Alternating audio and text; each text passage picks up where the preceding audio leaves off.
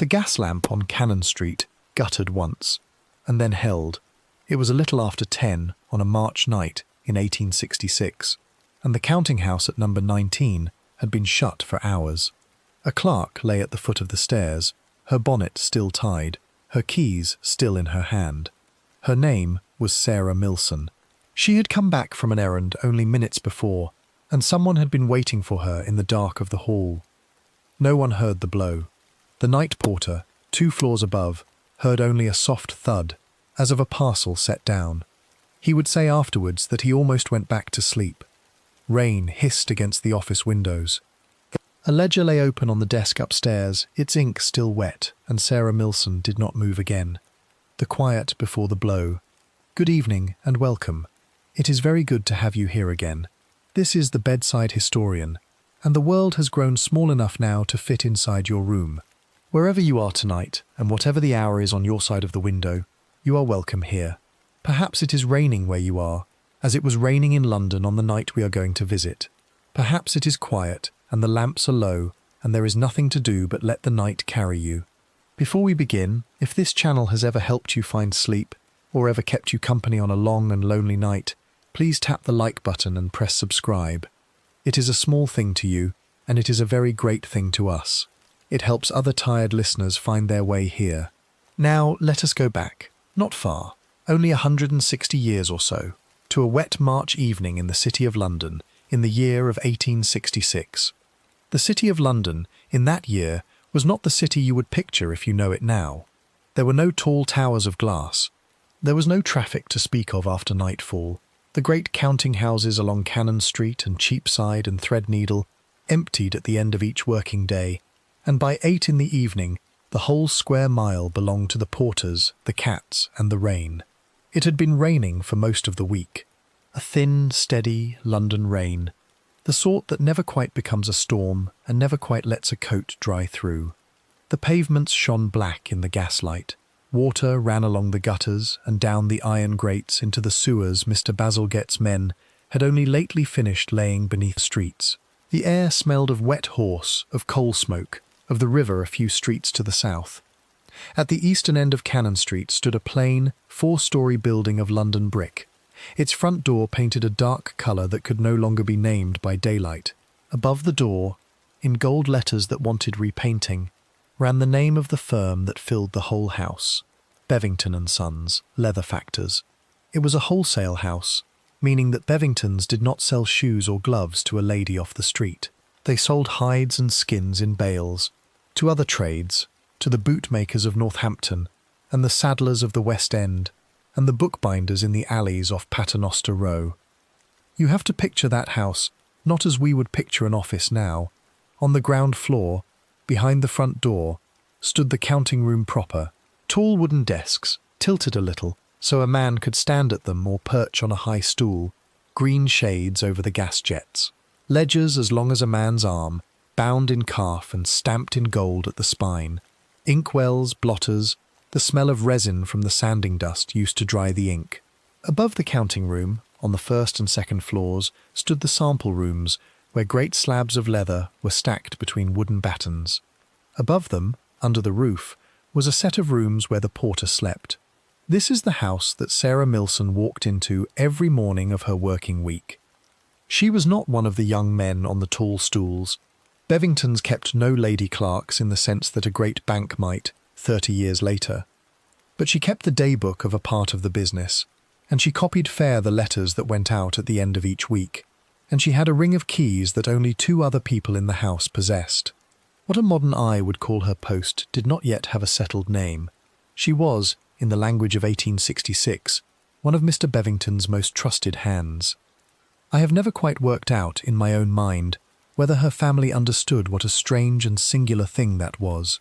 A woman with keys to a city counting house in the spring of 1866 was not common. The record does not tell us what her mother made of it, or what her sisters said when she came home to Islington on a Sunday. Only that she went, week in and week out, and that the men in the house had grown used to her steady step on the stair.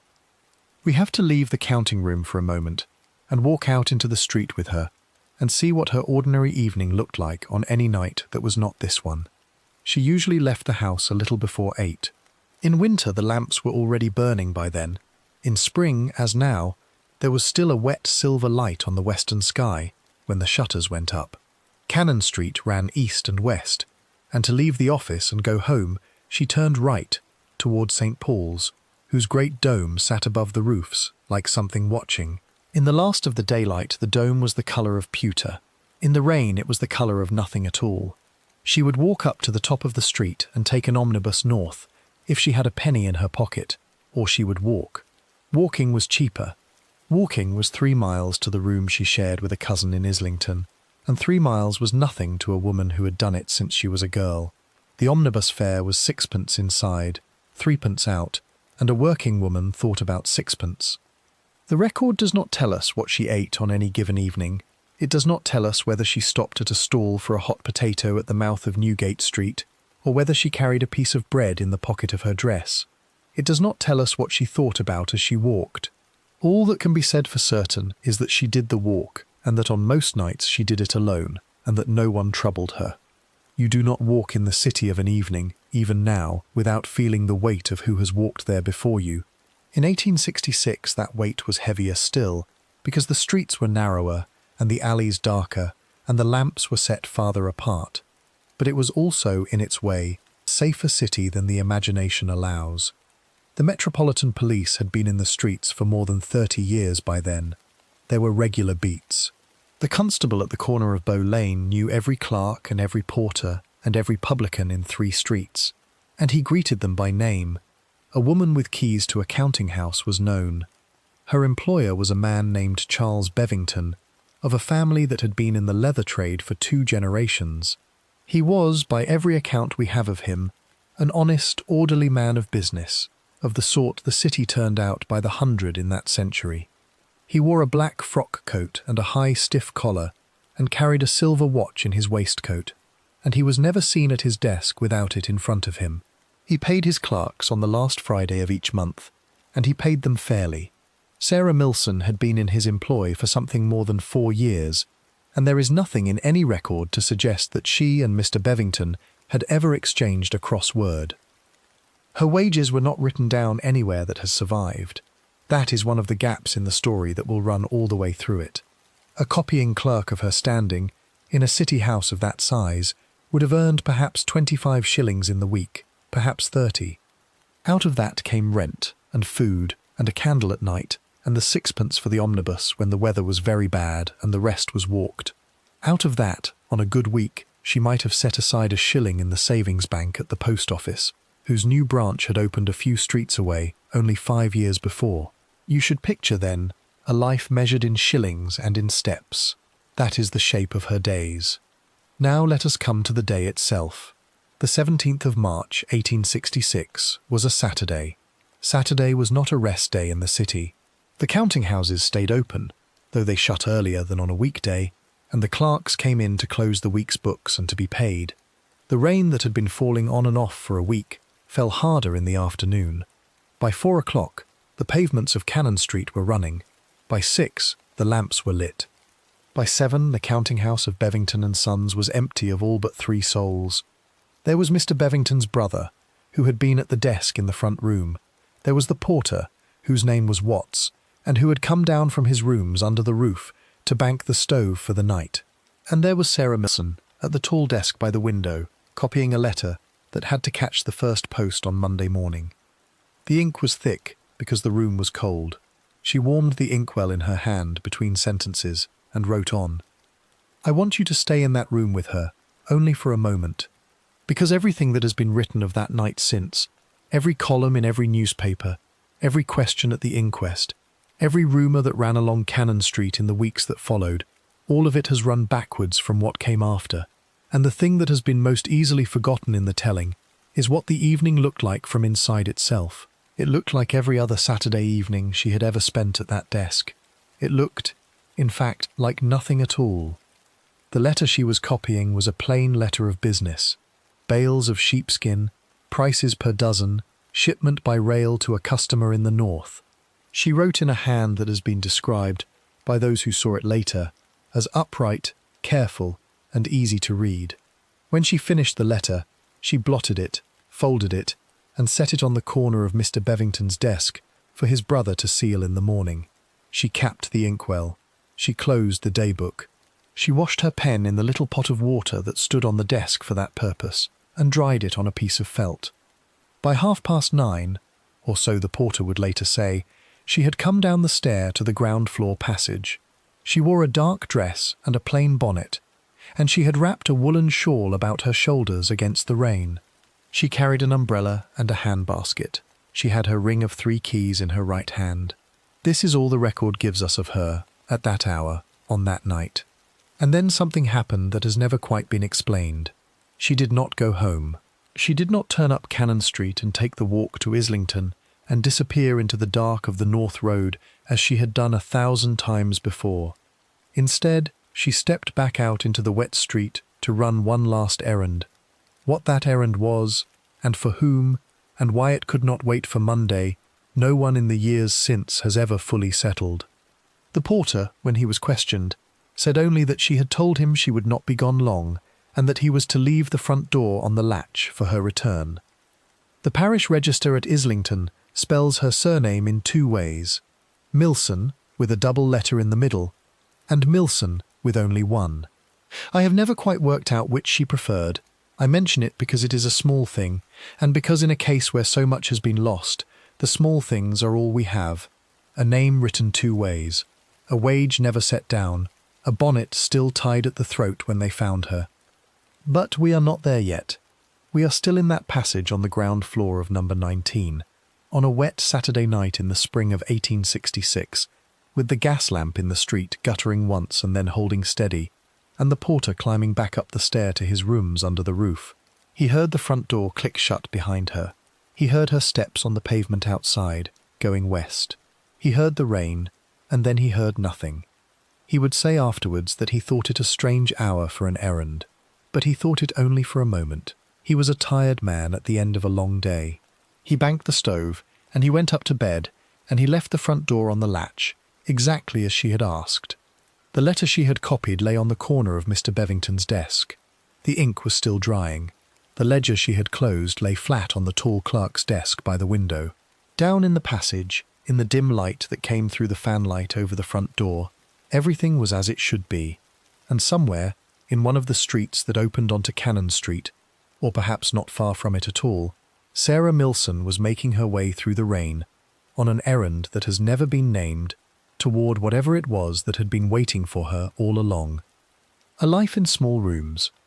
The house in Islington stood on a terrace of yellow brick that ran the length of one side of Duncan Street, 3 doors down from the corner where the greengrocer kept his stall. It was the sort of terrace the builders had thrown up in the 1830s, when Islington was still half a village, and the fields ran out toward Highbury and beyond. By the spring of 1866, the fields were long gone, and the terrace had begun to look tired at the seams. The pointing between the bricks had crumbled in places. The area railings had been painted so many times that the pattern of the ironwork had grown thick and blurred. There was a boot scraper by the front step, worn hollow in the middle by 40 years of wet Islington mud. Sarah Millson did not live in the whole house.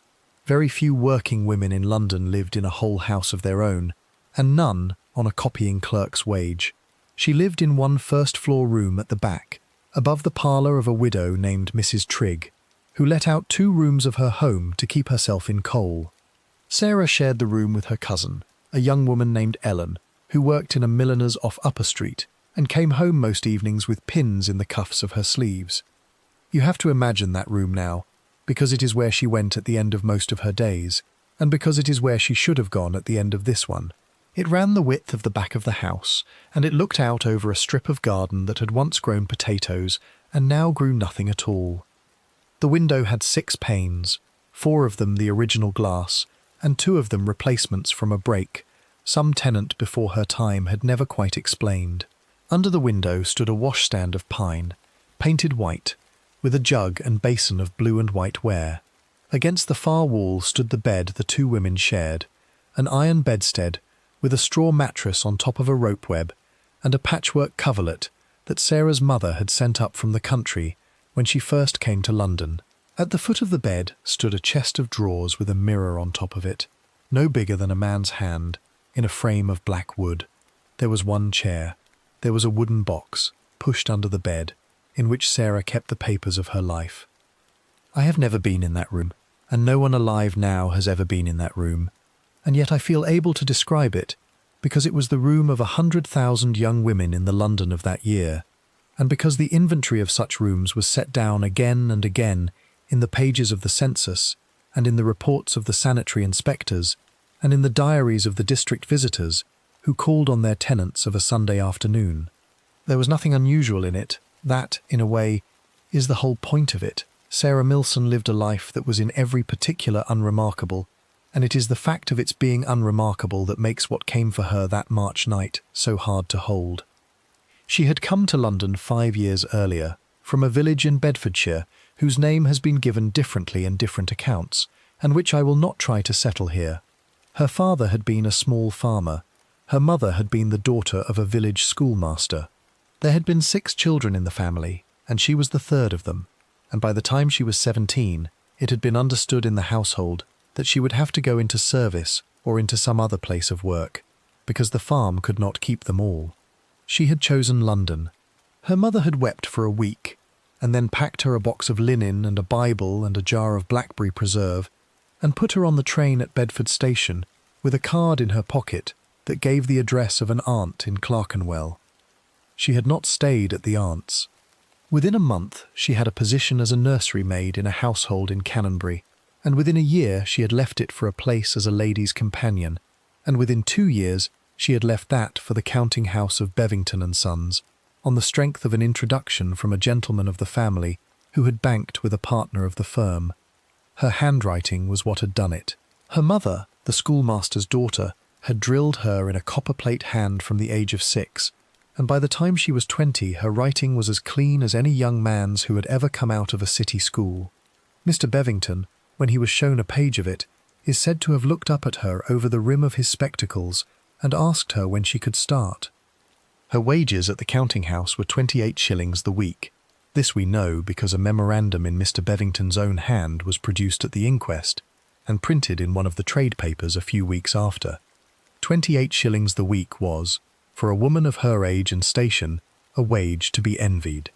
A general servant in a middling household in Islington might earn £8 the year, all found, meaning her room and her board were part of the bargain. 28 shillings the week came to something over £70 the year, which was more than most curates were paid in that decade.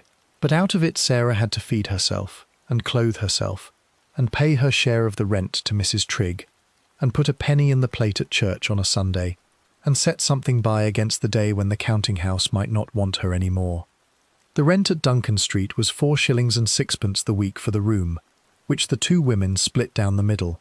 That left her, on a good week, close to 26 shillings, out of which came 1 shilling and 3pence for her share of the coal in winter, and perhaps 9pence for the little bit of gas Mrs. Trigg allowed on the landing, and the price of what she ate, and the price of the boots she wore, and now and again the price of a new pair of gloves or a length of ribbon for the black bonnet she wore to work. She ate plainly, bread and butter for breakfast, always, with a cup of tea Mrs. Trigg brewed downstairs and brought up on a tray for a penny apiece. A piece of cold meat or a slice of pie at midday, bought from a stall in the market at the top of Newgate Street on her way through the city.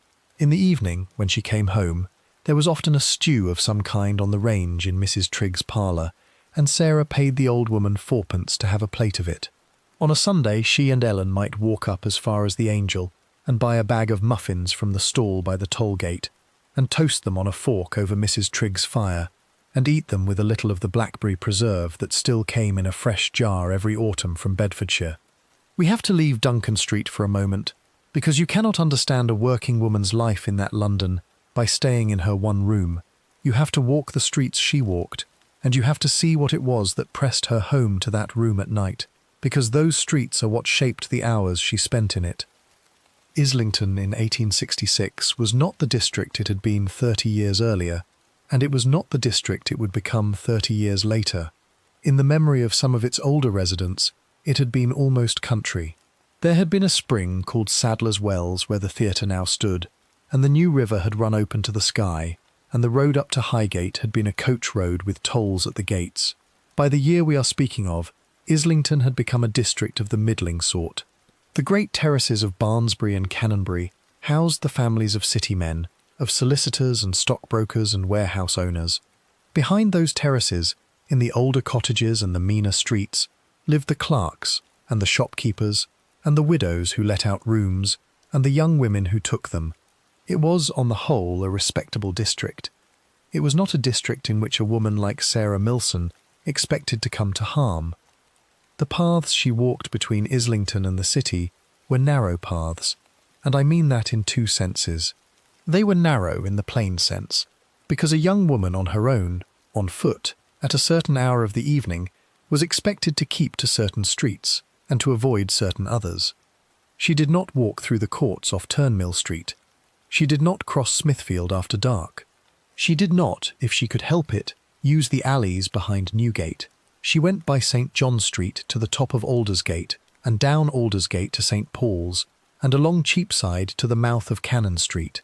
It was a route she could have walked with her eyes shut. She had walked it, in fact, in every weather London could send at her, and no one had ever spoken a rough word to her along it. They were narrow paths in the other sense, too, because a working woman's respectability in 1866 was a fragile thing, and she carried it about with her the way she carried her ring of keys. To be seen in the wrong street was to lose it. To be seen in the wrong company was to lose it. To come home after a certain hour without an explanation was to lose it. And to lose it was to lose the counting-house, and to lose Duncan Street, and to lose the possibility of a life. Every clerkess in the city, every shop-girl in Cheapside, every young woman who had come up from the country to earn her own bread, walked those streets inside a narrow lane of what was allowed. Sarah Millson had walked inside it, with a steady step for 4 years and more. Her family, in the meantime, lived in the ordinary way of a Bedfordshire farming household, 40 miles up the line. Her father had died a year before the events of that march, and her mother had come down to London for the funeral at the parish church in Islington, where Sarah had by then begun to sit each Sunday.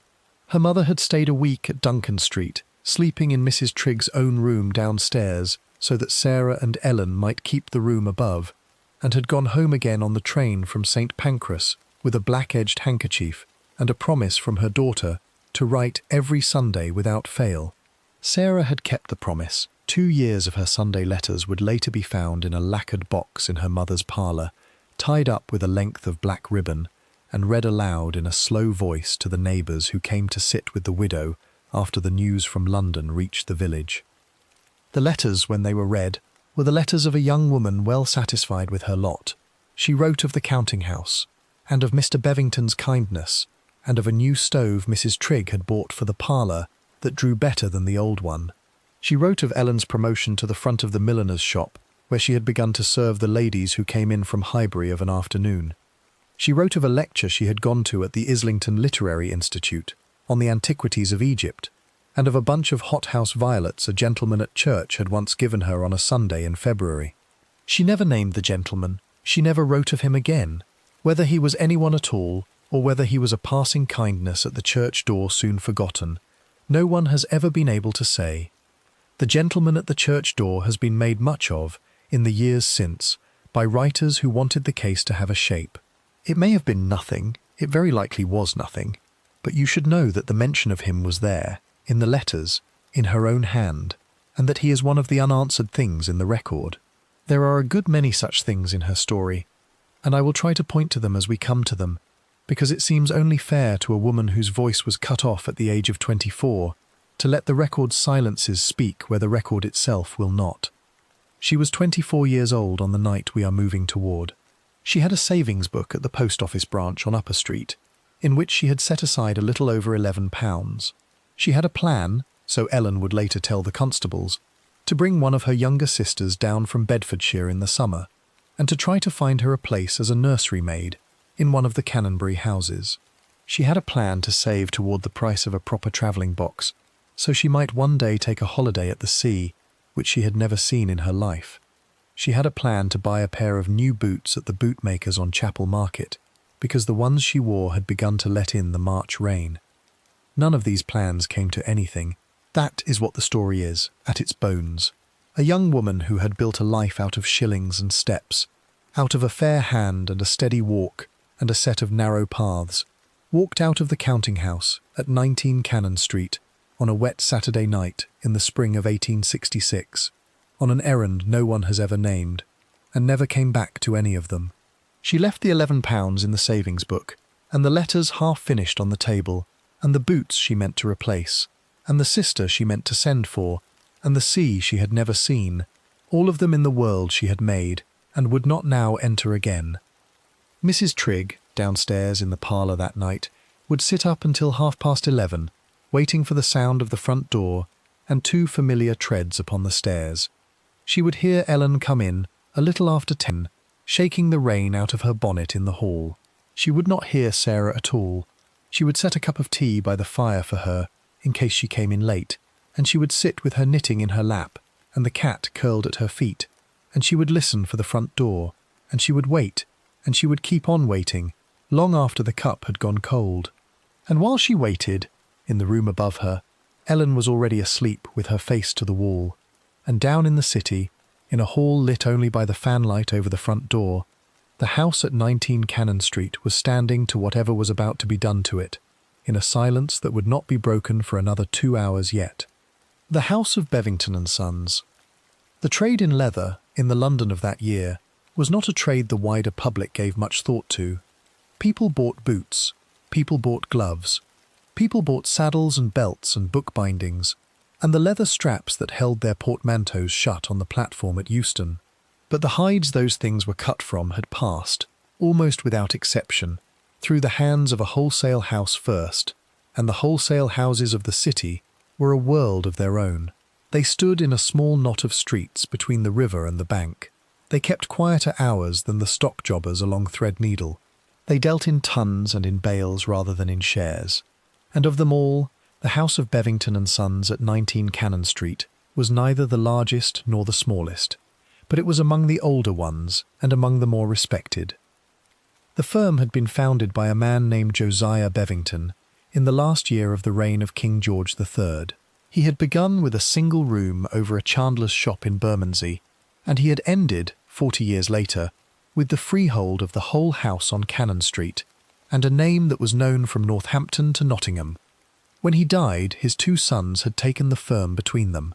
By the spring of 1866, the elder son, Mr. Charles Bevington, sat at the great mahogany desk in the front room, and the younger son, Mr. Henry Bevington, sat at a smaller desk against the side wall, and the 2 of them ran the concern with a steady, unshowy hand that would have been familiar to their father. I have looked, more than once, at what is left of the trade papers of that decade, and it is a curious thing how much they can tell you and how much they cannot. They can tell you the price of 100 weight of sole leather in the week of the murder, and they can tell you which factor in Bermondsey had the best price on sheepskin that spring, and they can tell you the name of every man who bought a warehouse ticket at the London docks in the month of March. They cannot tell you, and no ledger has ever been able to tell you, what it felt like to stand at the foot of the stair at 19 Cannon Street on a wet evening with a candle in your hand. That we have to build out of the smaller and more ordinary things, and we have to build it slowly. The house itself was tall and narrow, in the manner of every city house on that stretch of Cannon Street, 4 floors and an attic, a basement kitchen that had not been used as a kitchen since Josiah Bevington's day, and that now served as a coal cellar and a store for the wooden battens that separated the slabs of leather in the sample rooms upstairs. On the ground floor, behind the front door, ran the counting room proper. It was a long room, panelled to shoulder height in oak, that had gone almost black with age and gas smoke, and lit in the daytime by 2 tall sash windows that looked out onto Cannon Street. At night it was lit by 4 gas jets, each one hooded in a shade of green tin, hung above the desks so that the light fell on the ledgers and left the panelling in shadow. There was a coal stove in one corner, and a stand for coats and hats and umbrellas by the door, and a rack for the post-bag that hung from a nail in the wainscot. At the desks in that room, on any ordinary weekday of that year, sat 5 clerks. There was a head clerk named Marchant, a thin, grey man in his late 50s who had come to Bevington's as a boy of 14 and had never worked for another firm in his life. There was a second clerk named Grieve, a Scot from Aberdeen who had come south in the 50s and who kept his own set of books at a desk under the second window. There were two junior clerks, boys of 19 and 20, one named Palmer and one named Trotter. And there was Sarah Millson, at a desk of her own by the wall between the two front windows, where the light was steadiest at any hour of the day. The desks were the tall clerks' desks of the period, of a kind you would still see in a few of the older banks well into the last century. Each one stood on four turned legs to about the height of a man's chest, and each one had a sloped top of dark wood, with a rail along the front edge to keep the pens and inkwells from sliding into a clerk's lap. Under the sloped top was a little cupboard where a man kept his sanding pot and his blotting paper and his private ruler. In front of each desk stood a high stool, though Sarah's desk had a chair by it as well, because it had been thought unseemly for a young woman in the counting room to perch on a stool as the young men did. She used the chair most days. On the days when she was copying a long letter she sometimes stood, and Mr. Marchant would look up at her over the tops of his spectacles and give a small nod of approval, as if he found something reassuring in a woman who could stand at a desk for 2 hours together. The ledgers of the house were kept in a room of their own, at the back of the counting room, behind a green baize door with a lock upon it. There were ledgers of a dozen kinds. There was the day-book, in which every transaction of the day was set down in the order it had happened. There was the ledger of purchases, in which every bale of leather that came into the house was entered against the name of the tanner who had sent it and the price that had been paid. There was the ledger of sales, in which every bale that went out was entered against the name of the bootmaker, or the saddler, or the binder who had bought it. There was the wages book, in which the pay of every man and woman in the house was set down at the end of each month. There was a private ledger of Mr. Charles Bevington's, in which he kept those parts of the firm's business he did not care to have his clerks see, and which was locked in an iron box in the corner of the ledger room, and to which only he himself had the key. The keys of the house were a story on their own. There were 3 sets of them. One set hung on a brass hook inside Mr. Bevington's own desk in the front room, and never left the building. One set was carried by the head clerk, Marchant, and went home with him each night to his lodgings in Camberwell, and the third set, the working set, was carried by the porter. His keys opened every door on every floor of the house, and it was his business to lock every one of them before he went to bed. That was the arrangement of the keys in the ordinary way of things. But there was a 4th set, and this is where the arrangement grew, in its quiet way, unusual, because for something more than 3 years by the March of 1866, a 4th ring of 3 keys had been carried by Sarah Millson. The 3 keys on her ring opened the front door of the house, the door of the ledger room, and the door of the small, strong cupboard, in which the postage stamps and the ready cash for the week's petty expenses were kept. She had been given the keys not long after her 2nd year in the counting house, on the day Mr. Bevington had realised that she came in earlier than any of his other clerks, and stayed later than most of them, and that it was foolish to keep her waiting on the pavement in the rain of a winter morning until Marchant should arrive with his own ring to open up. The keys did not make her a partner. They did not even, in the strict language of the counting house, make her a senior clerk. They made her a trusted hand, and that was a phrase Mr. Bevington used more than once about her, in speaking to his brother and in speaking to the head clerk. The trust was not a matter of sentiment. It was a matter of the ordinary business of a house that ran on order and on the assumption that the people who worked in it would neither steal from it nor talk about it in the wrong company. Sarah Millson had, for more than 4 years, done neither. She had, so far as any of the men in the front room could tell, no life outside her lodgings in Islington and the pew she kept at church on a Sunday. That, in the language of the year, was as much as could be asked of anyone. We have to leave the counting room for a moment and go upstairs, because the house did not end at the ceiling of the front room. On the 1st floor, above the counting room, ran the great sample room. It was a low, wide room, with 3 windows to the street and a plain plank floor that had been scoured so often it had gone the colour of old bone. Along the walls stood the racks in which the slabs of leather lay flat, one on top of the other, with a batten of pine between each slab so the air could pass between them. There must have been, on any given week, 300 slabs in that room. Calf skins, kid skins, sheep, goat, the heavier cow hides for boot soles, the soft split hides for bookbinders. Each slab bore a small paper ticket at one corner, in Marchand's handwriting, with a number that referred back to an entry in the ledger downstairs.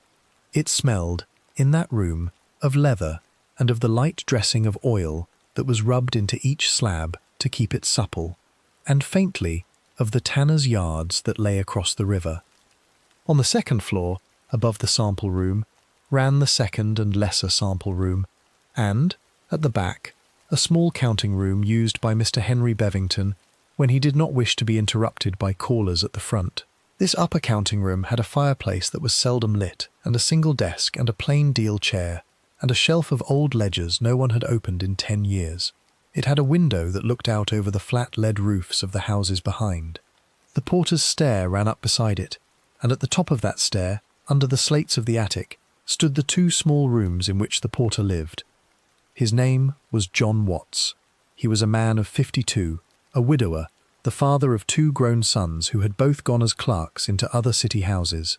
He had come to Bevington's 15 years earlier, on the death of the previous porter, and he had lived under the roof of 19 Cannon Street ever since. His 2 rooms were plain in the extreme. The larger of them held an iron bedstead, a chest of drawers, and a Windsor chair drawn up to a very small hearth. The smaller of them served as his kitchen and his parlour together, and held a table, a cupboard, a shelf of 6 books, and a framed engraving of the young Queen at her coronation, which he had bought from a stall in Petticoat Lane the year he came to the firm. He kept a canary in a cage by the window. He kept his boots blacked. He kept the 2 flights of back stair between his rooms and the counting room swept as clean as any parish church, because it was on those stairs that he went up and down a dozen times in a working day, and because a porter with a slovenly stair was a porter no house would keep for long. His duties were a great many small things, all of which taken together made the difference between a house that ran well and a house that did not. He opened the front door in the morning to let the clerks in. He lit the stoves. He filled the inkwells. He carried up the coal.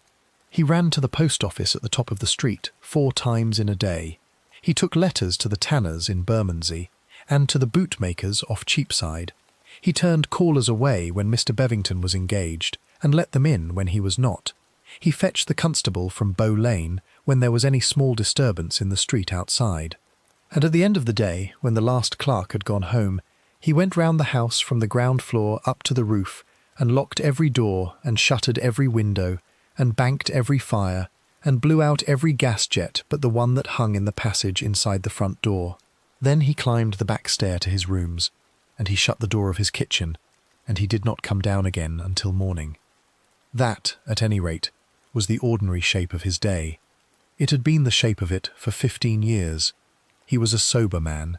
He drank 2 glasses of ale with his supper, and no more. He did not receive visitors above the 2nd floor. He did not, so far as any of the clerks could tell, have a single enemy in the world. He was, in his quiet way, as trusted a hand as Sarah Millson herself, and the 2 of them had for years worked together in the running of the house, in the small ways that trusted hands do. When she came in of a morning, it was his voice she heard at the foot of the stair, saying good morning through the fanlight before he drew the bolt. When she left of an evening, it was his step she heard on the boards above her as he began his round of the upper rooms. When she stayed late to finish a letter, it was his kettle she heard, upstairs, going on to the little hob of his kitchen fire. I want you to hold that picture in your mind, because it is the picture of the house as it stood in the ordinary run of its days. A counting room with 5 desks and a green baize door, a sample room heavy with the smell of leather, a second sample room above it, and a small counting room at the back, a porter under the roof with a canary in a cage, 4 sets of keys, one of them upon a ring in the hand of a young woman from Islington, ledgers in Marchant's careful hand, and letters in Sarah Millson's clean copperplate, and an iron box in a corner with a private book inside it that only Mr. Bevington himself was allowed to read. Nothing unusual, nothing out of place. A firm of leather factors, in the middle of a small square mile of London, doing the plain business of the plain year of 1866. That is what stood on the corner of Cannon Street on the evening of the 17th of March. That is the house whose front door was left on the latch a little before 10, and that is the house whose porter, up in his kitchen under the roof, would hear a soft thud in the passage 2 floors below him a little after 10, and would set down the cup he was drinking from, and would sit for a long minute with his head tilted toward the stair, listening for a sound that did not come. The errand at 10 o'clock.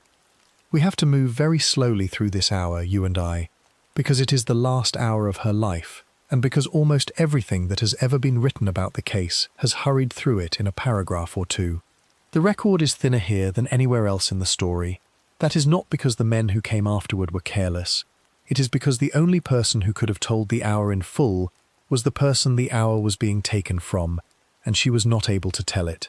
So we have to build it out of what was said at the inquest, and out of what the porter heard, and out of what the head clerk remembered of the afternoon that ran up to it, and out of the shape of the streets themselves. I will point to the gaps as we come to them. There are more of them than you might think. The afternoon of the 17th of March had been a working afternoon like any other at 19 Cannon Street. A Saturday, in the ordinary run of the city, was a half-day. The counting room closed at 2.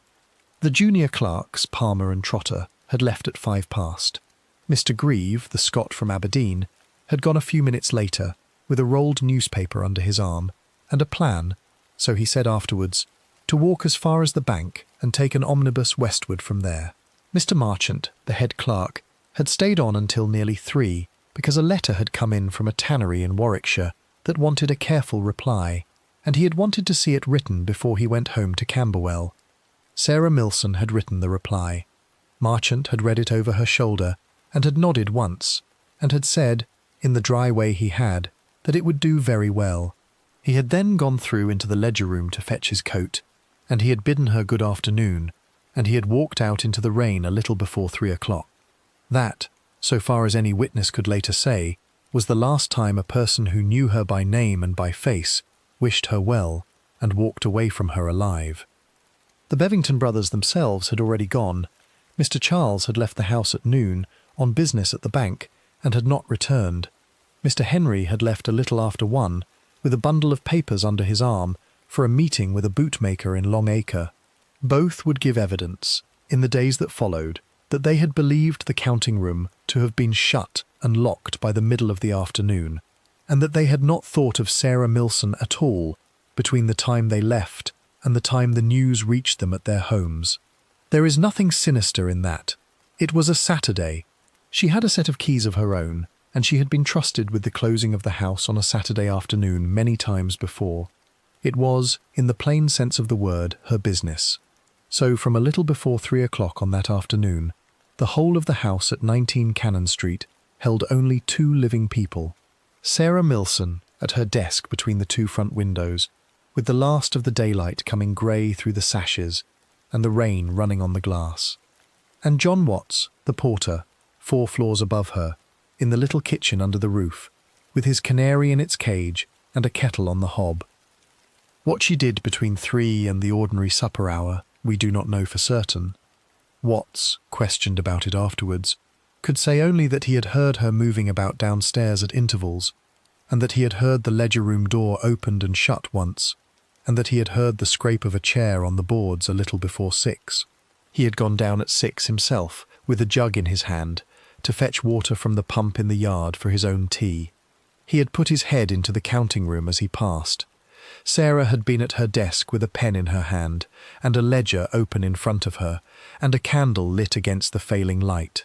She had looked up, she had smiled at him, she had said, in the plain way she had, that she would not be long now, and that she had a small errand to run before she went home. He had asked her, so he said, whether the errand would take her out of doors on a night like that. She had answered that it would, but not far. He had not pressed her, it was not his place. You have to understand about the errand, because everything since has turned upon it. She did not name it to Watts. She did not name it, so far as any letter or paper of hers ever showed. to her cousin Ellen, or to Mrs. Trigg, or to any friend at the church. She did not, so far as the ledgers of the house recorded, note it down as an errand of the firm's. Nothing in the ledger she had been writing in that afternoon carried an entry that would explain a step out into the rain at 9 or 10 o'clock at night. No letter was found on the desk half-written to any tanner or bootmaker that might have sent her out with a message. No parcel was found waiting to be delivered. The errand at 10 o'clock is the single most questioned fact in the whole case, and it is the one thing about which nothing certain has ever been said. The theories about it are many, and I will come to them in the chapters ahead, because they matter.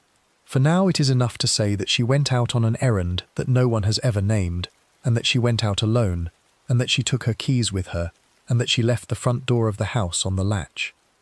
I want you to hold that last detail in your mind for a moment, because it is a plain fact, and it is also a small hinge of the whole story. The front door of a city counting house in the year 1866 was not a door left open for the world to walk through.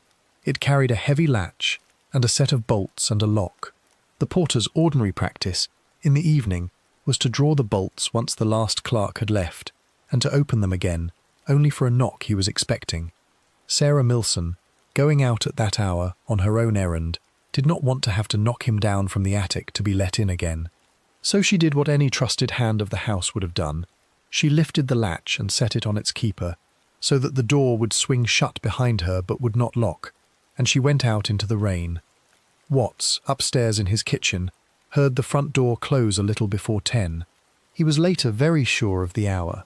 He had glanced at the clock on his mantelpiece, which he kept accurate to the church bells of St. Swithin's on the corner of Cannon Street, and it had wanted 5 minutes to the hour. He had heard her step in the passage. He had heard the door pulled to with the practised hand of someone who did not wish to disturb the house. He had gone back to his tea. There is no witness to what Sarah Millson did between the moment she stepped out of the front door of 19 Cannon Street and the moment she came back to it. That is a hard sentence to write, and I have written it more than once, in more than one way, trying to soften it. There is no softening it. There is no shopkeeper who saw her at his counter. There is no cab driver who took her up. There is no constable on his beat who tipped his helmet to her at a corner. There is no friend at a door who let her in and gave her a cup of anything. And there is no letter she posted at any pillar box that came out of any pillar box the following morning with her hand upon it. She stepped out of the door of the counting house at 5 minutes before 10, and she stepped back into it at somewhere between 10 and 20 past, and where she went between those two times and whom she saw and what she carried is the empty space at the centre of this story. It has never been filled. It may never be. The rain was steady. We know that much, because the Meteorological Office of the year kept records for the city that survive, and the weather over London that Saturday night had been a settled, heavy rain from the west, with the wind low. The gas lamps of Cannon Street would have burned yellow through it and thrown pools of light on the wet paving that a woman on her own would have kept to, as walkers on a wet street keep to the lit patches without thinking about it. The traffic of a Saturday night on that stretch had thinned by 10 o'clock. The wholesale houses were shut. The public house on the corner of Nicholas Lane kept its doors open, but its custom on a night like that was thin and its windows fogged. If she passed a living soul on her walk out and back, that soul never came forward to say so. She came back to the door at 19 Cannon Street between 10 minutes past 10 and 20 past. Watts, giving his best account of it, thought it was nearer the quarter hour than either end. He heard, from his kitchen, the front door open and close in the passage below. He heard, or thought he heard, her step upon the flagstones inside the door. He was not certain, then or later, whether he heard her speak, or whether he only imagined afterwards that he had heard her voice. He thought, in one of his accounts, that she had said a single word. He could not swear to it. He heard the door close. He heard the latch drop. And then, in the words he used at the inquest, in a voice the reporters described as low and very tired, he heard a sound that he thought at the time was a parcel being set down on the flags.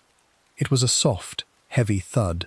It was, he said, the kind of sound a bundle of ledgers would make if it slipped from a clerk's arms and fell on a stone floor. It was not the sound of a struggle. It was not the sound of a scream. It was not the sound of a chair going over, or a table shifted, or a lamp knocked to the boards. It was one thud, and it was gone, and after it there was nothing. He set down his cup. He tilted his head toward the stair.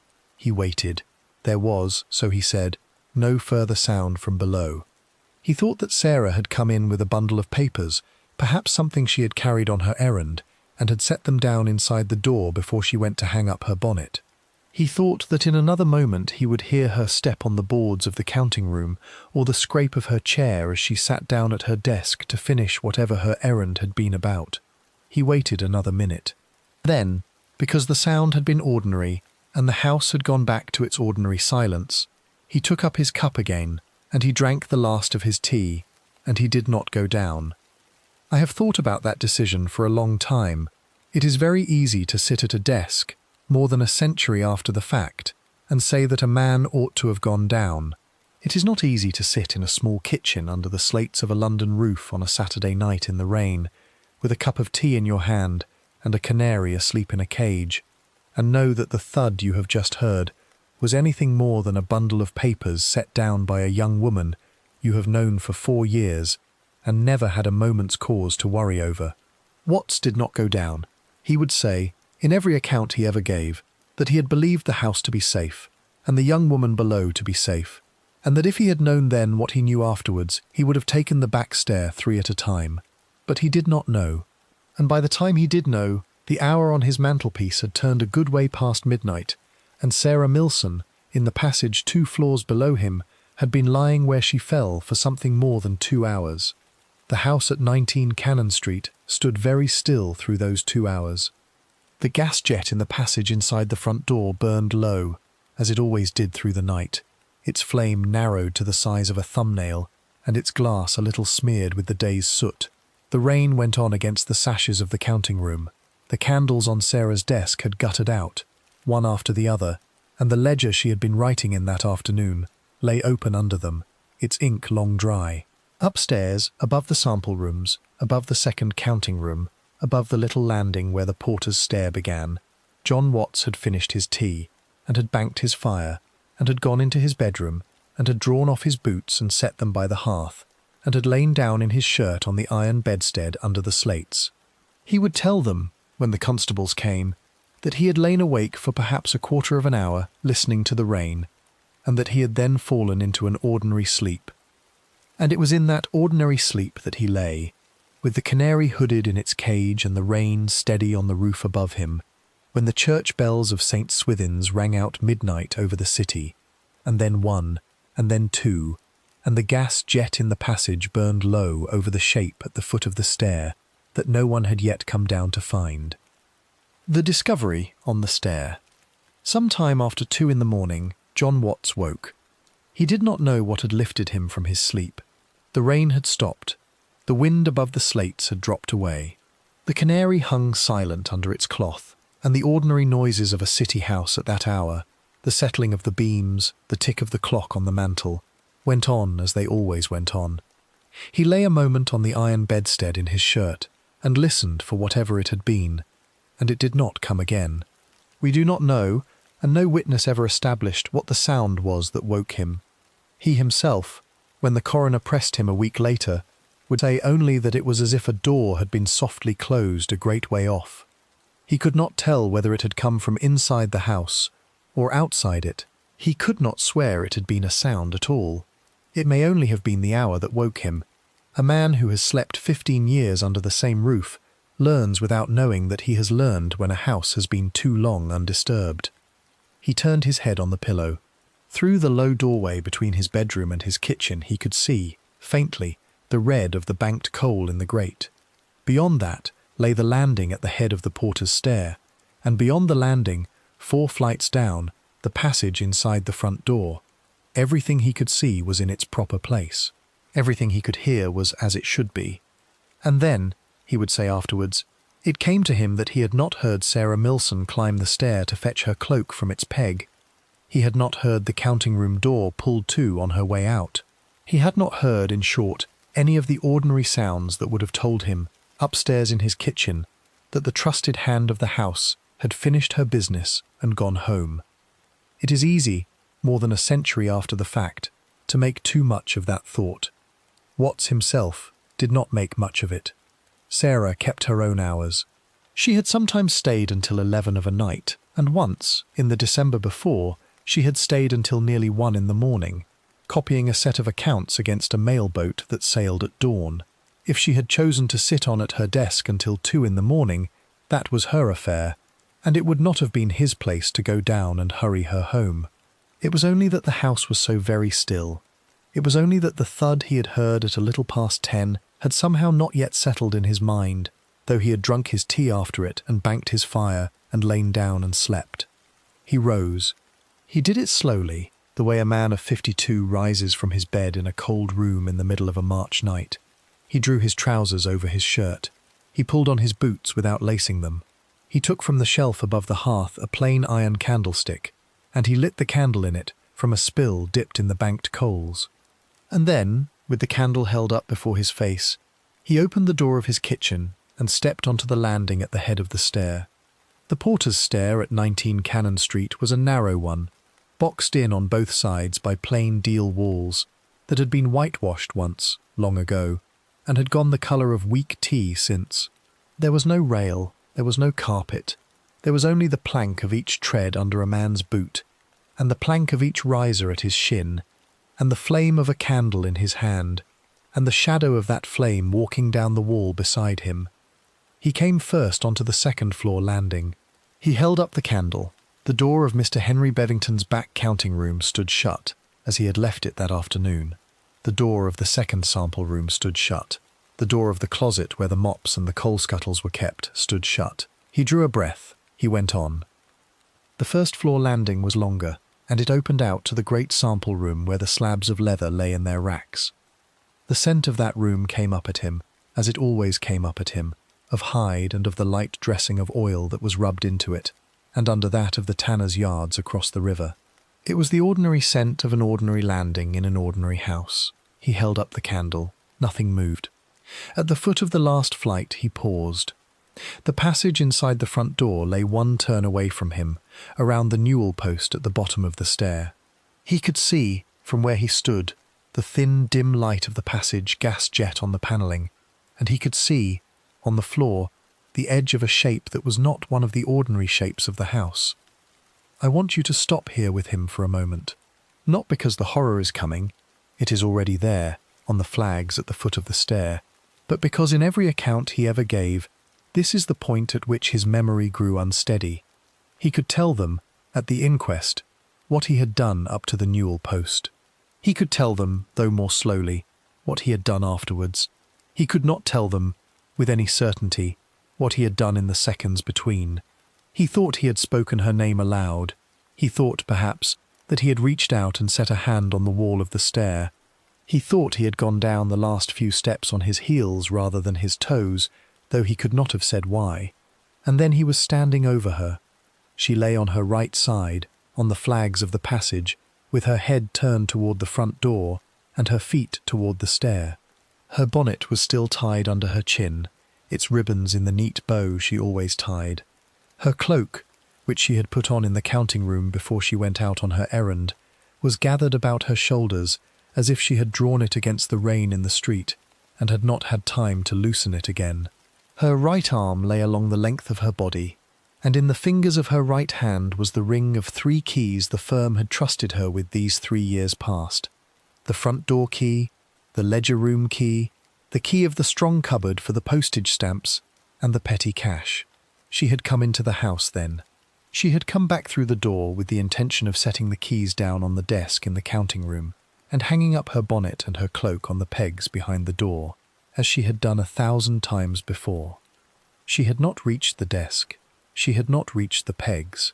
She had taken perhaps 3 paces inside the front door, and then something had stopped her.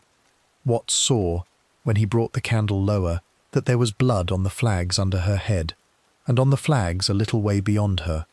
He saw that the plain straw bonnet was pushed a little to one side, and that under the edge of it the skin of her temple was dark with a wound.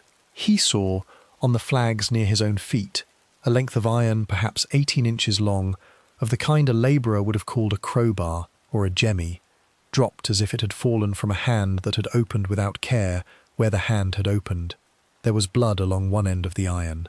He would say, at the inquest, that he did not touch it.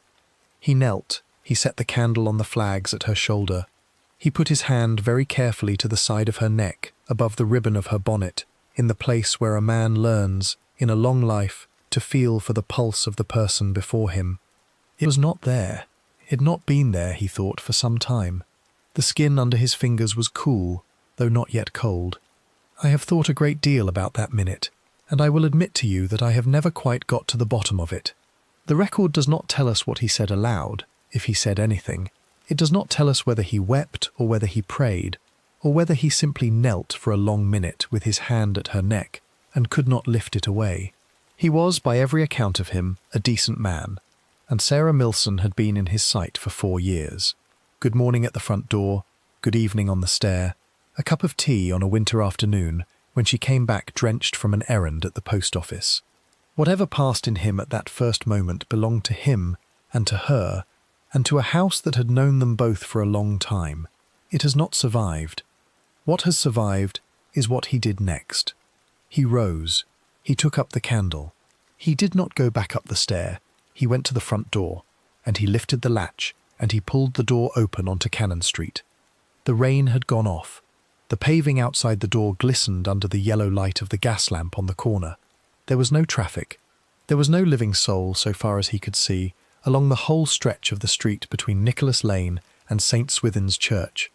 He stood in the doorway a breath, and then he stepped out onto the paving in his unlaced boots, and he did what a city man of his generation would have done without needing to think about it. He turned his head toward Bow Lane, half a step to the east, and he called for the police. Bow Lane in those years housed a section house of the City of London force.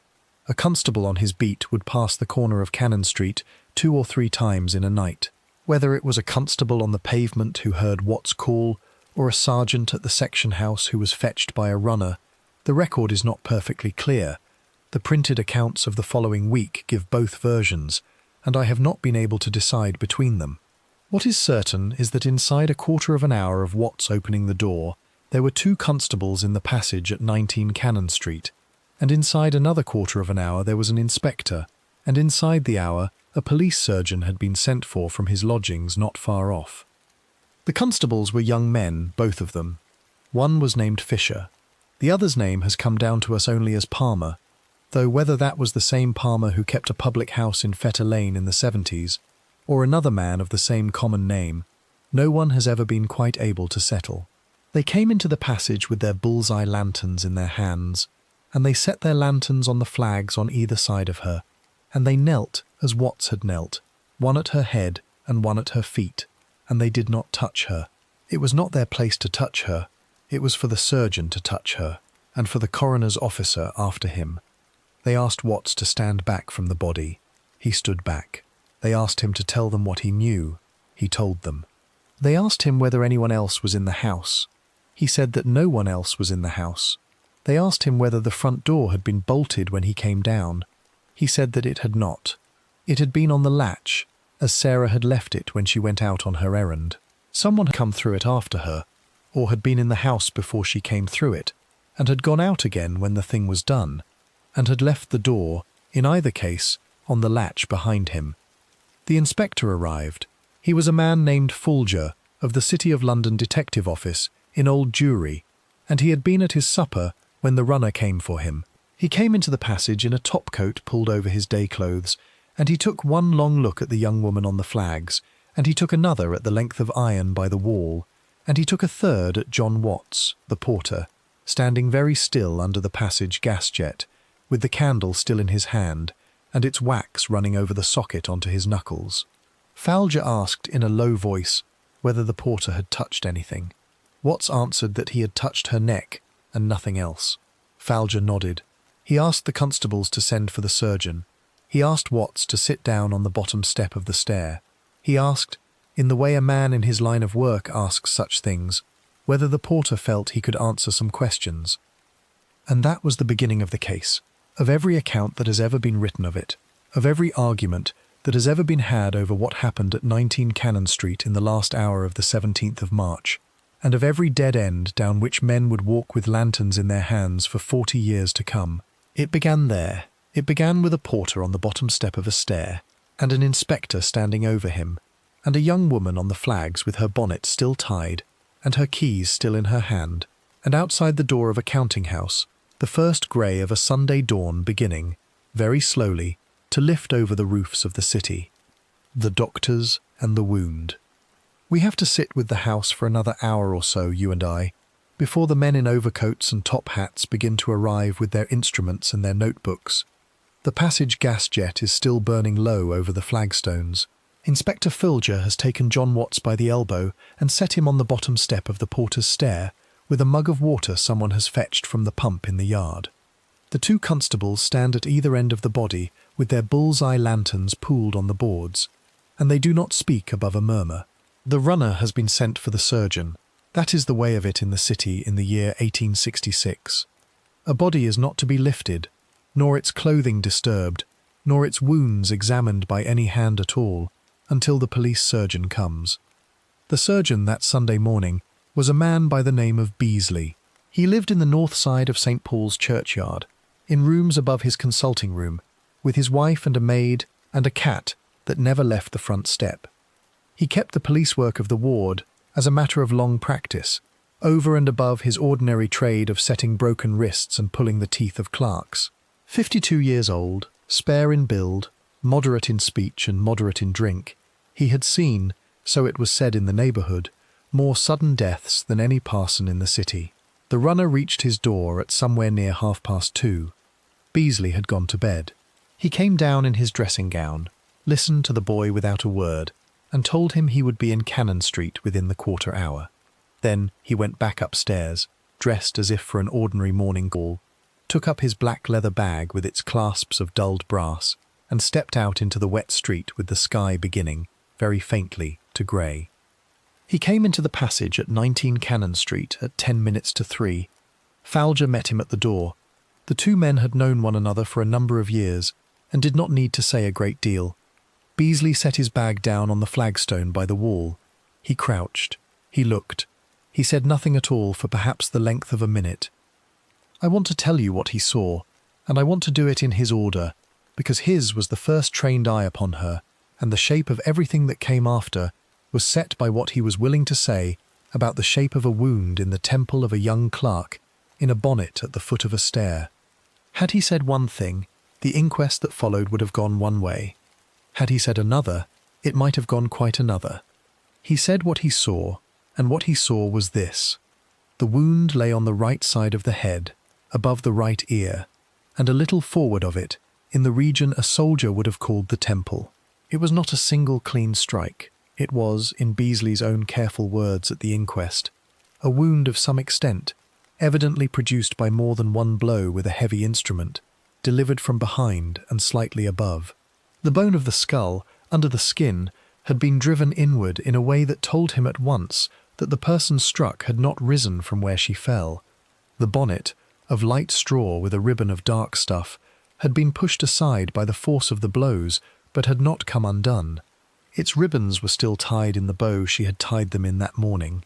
Beasley made a note of that detail. He would use it later, in the coroner's court, to say a thing that at the time seemed a matter of only medical interest, and turned out to be more.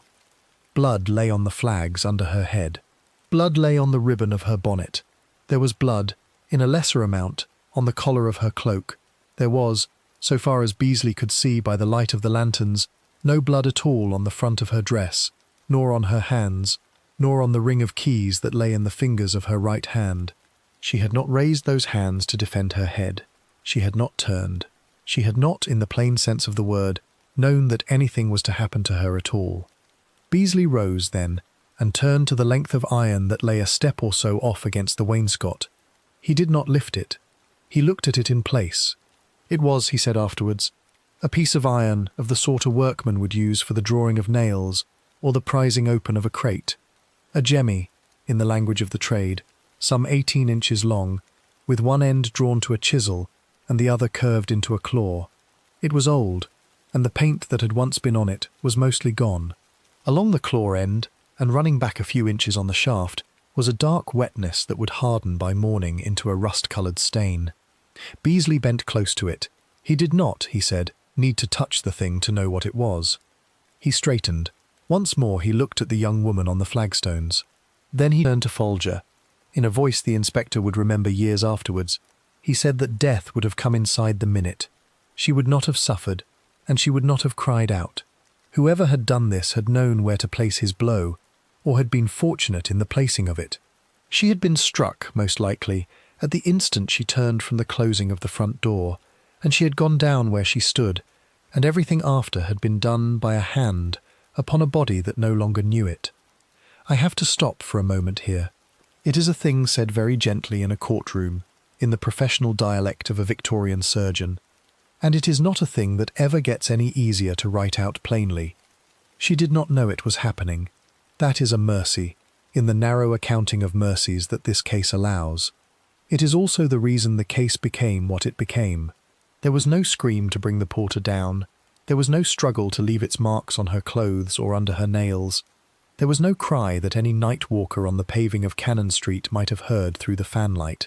There was one dull thud on the flags, and then a house that went back to its ordinary silence.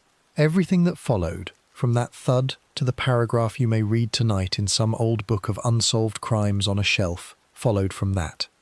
Beasley did what a man in his line of work does. He made his notes on a folded sheet in the neat hand he had learned as an apprentice 30 years before.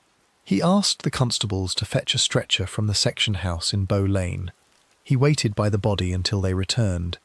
He watched the two young men lift her, with the care he had told them to use, and set her on the boards of the stretcher, with her cloak drawn again over her shoulders, as it had been before.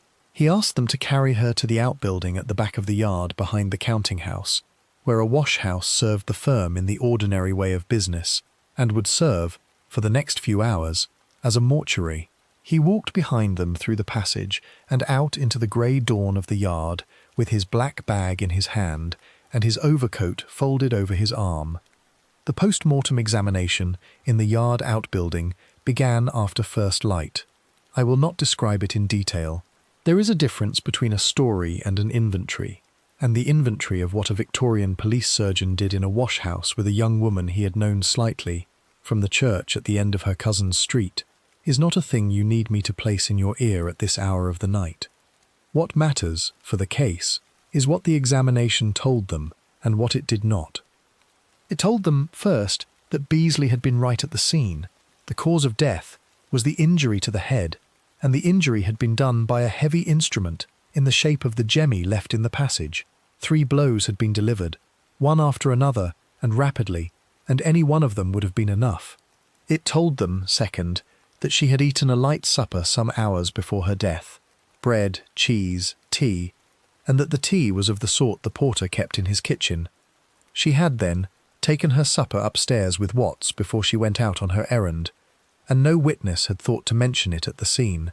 It told them, third, that she was in ordinary health for a woman of her age and station, and that she had not been with child, and that she had not been the victim of any other injury or assault. The clothing she had worn was intact.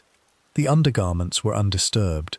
Nothing had been done to her, before her death or after it, of the kind the coroner in that year would have called an outrage. Folger read that part of the report in his office in Old Jewry the following afternoon, and set down the pages, and looked out of his window into the yard, and did not know whether to be relieved or dismayed. It closed off one motive. It opened up others. I want to give you, before this chapter ends, the piece of the record that I have found it hardest to make peace with. It is the little business of the pockets and the desk. Sarah Millson had, on her person that night, a leather purse in the inside pocket of her cloak. It contained, when Folger opened it in the passage of the counting-house before the body was moved, 8 shillings and 3pence in silver and copper. It also contained a folded slip of paper on which was written, in her own hand, the words Wed, Ellen, Chemist, Sinclair, followed by a set of figures that added up to 2 shillings and 11pence. That was all. No letter lay in the purse. No note lay in her cloak. Not a scrap of paper in any pocket hinted at the errand that took her out into the rain. Upstairs, on the desk in the counting-room, the ledger she had been writing in lay open at the page she had left, with a pen laid across it, and a candle stub, burned down to the socket. In the drawer of the desk lay the correspondence of the firm for the week, in the neat sorted piles she had left there before she went out. Nothing on the desk, and nothing in the drawer, and nothing in the strong cupboard for the postage stamps and the petty cash, was out of its place by so much as a folded sheet. Nothing had been searched, nothing had been taken. That is what the body could tell them, and it is what the body could not. It could tell them that she had died at once, and without warning, and by the hand of someone who had come at her from behind. It could tell them that no crime of a particular kind had been done to her. It could tell them, from the state of the wound and the faint cooling of the skin, an hour of death that fit almost exactly the thud John Watts had heard from his kitchen a little past 10. It could not tell them why she had opened the front door at all. It could not tell them why the man who had struck her had left the jemmy behind. It could not tell them why he had taken nothing, when the strong cupboard was 2 paces from where she fell, and the key of it was in her hand. It could not tell them above all whom she had let in, or whether she had needed to let anyone in at all, if the door had been on the latch, and the man had only to lift it as she had lifted it a quarter of an hour before. Beasley wrote his report that Sunday afternoon, at his desk in St. Paul's churchyard. Fowler read it that evening, and out beyond the two of them, in the offices of the newspapers along Fleet Street and the Strand, the printers were already setting the first paragraphs of what would become, in the course of the week, one of the most talked-of murders of that London year. The reporters had heard, by mid-morning, that a young clerk had been found dead in a counting-house in Cannon Street. By afternoon, they had a name. By evening, they had a length of iron, and a bonnet still tied, and a set of keys still in a hand, and before Monday was done, the whole of the city would be reading about it over its coffee at breakfast, and would be walking down Cannon Street on its way home in the evening to look at the door. The city in the papers. By Monday morning, the whole of London knew. It had begun with the 2-line paragraphs the Sunday evening papers had scraped together in time for their late editions. A clerk found dead in a counting-house on Cannon Street, foul play suspected, more to follow, and it grew from there in the way a fire grows in an old timber yard, taking hold in one paper and jumping to the next, until every sheet on every corner had a version of it. By 9 o'clock on the Monday, the Times had 2 columns on the second page. The Standard had a column and a half. The Daily Telegraph, which was still finding its footing as the loud voice of the middling sort, gave the story its whole leader on the front, under a heading in capitals, "A City Murder of Singular Mystery."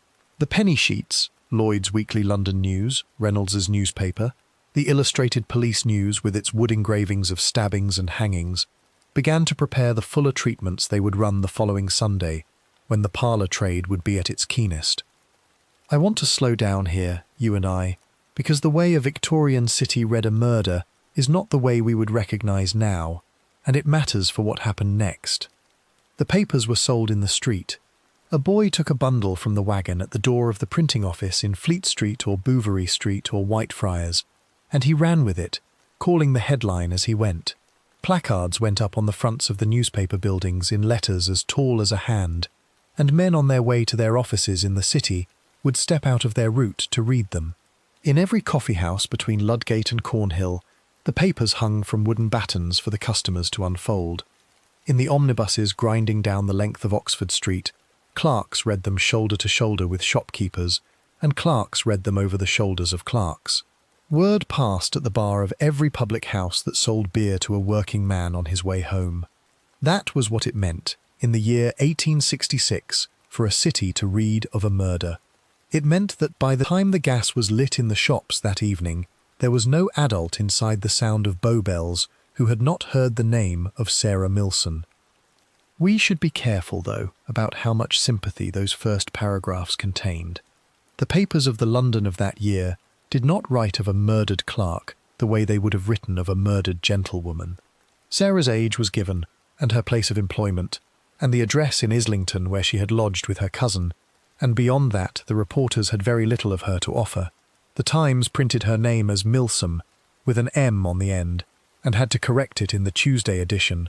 Reynolds's printed her age as 32, when she was 34, and never troubled to change it. One of the penny illustrateds gave her, on the strength of nothing at all, the character of a young woman of retiring habits and steady industry, well spoken of by those who had cause to know her, which was fair enough as far as it went, though the reporter who wrote it had not, in fact, spoken to anyone who had known her. That was the shape of it. The name mattered because there was a story to be told around it. The woman inside the name mattered less to the men of Fleet Street than the crowbar in the passage did. The crowbar became, that Monday, the emblem of the case. Every account of the murder mentioned it.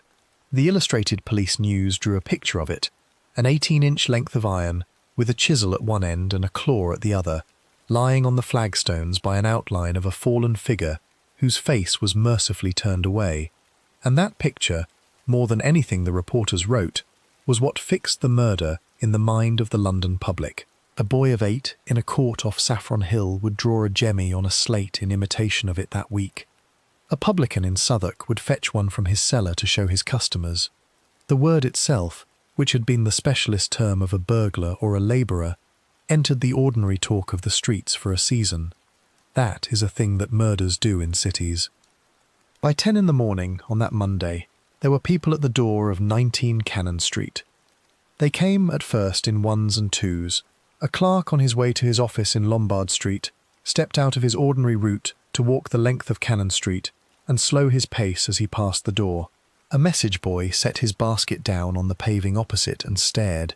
A woman with a market basket on her arm crossed from the other side of the street to read the number on the fanlight. By midday they were coming in tens.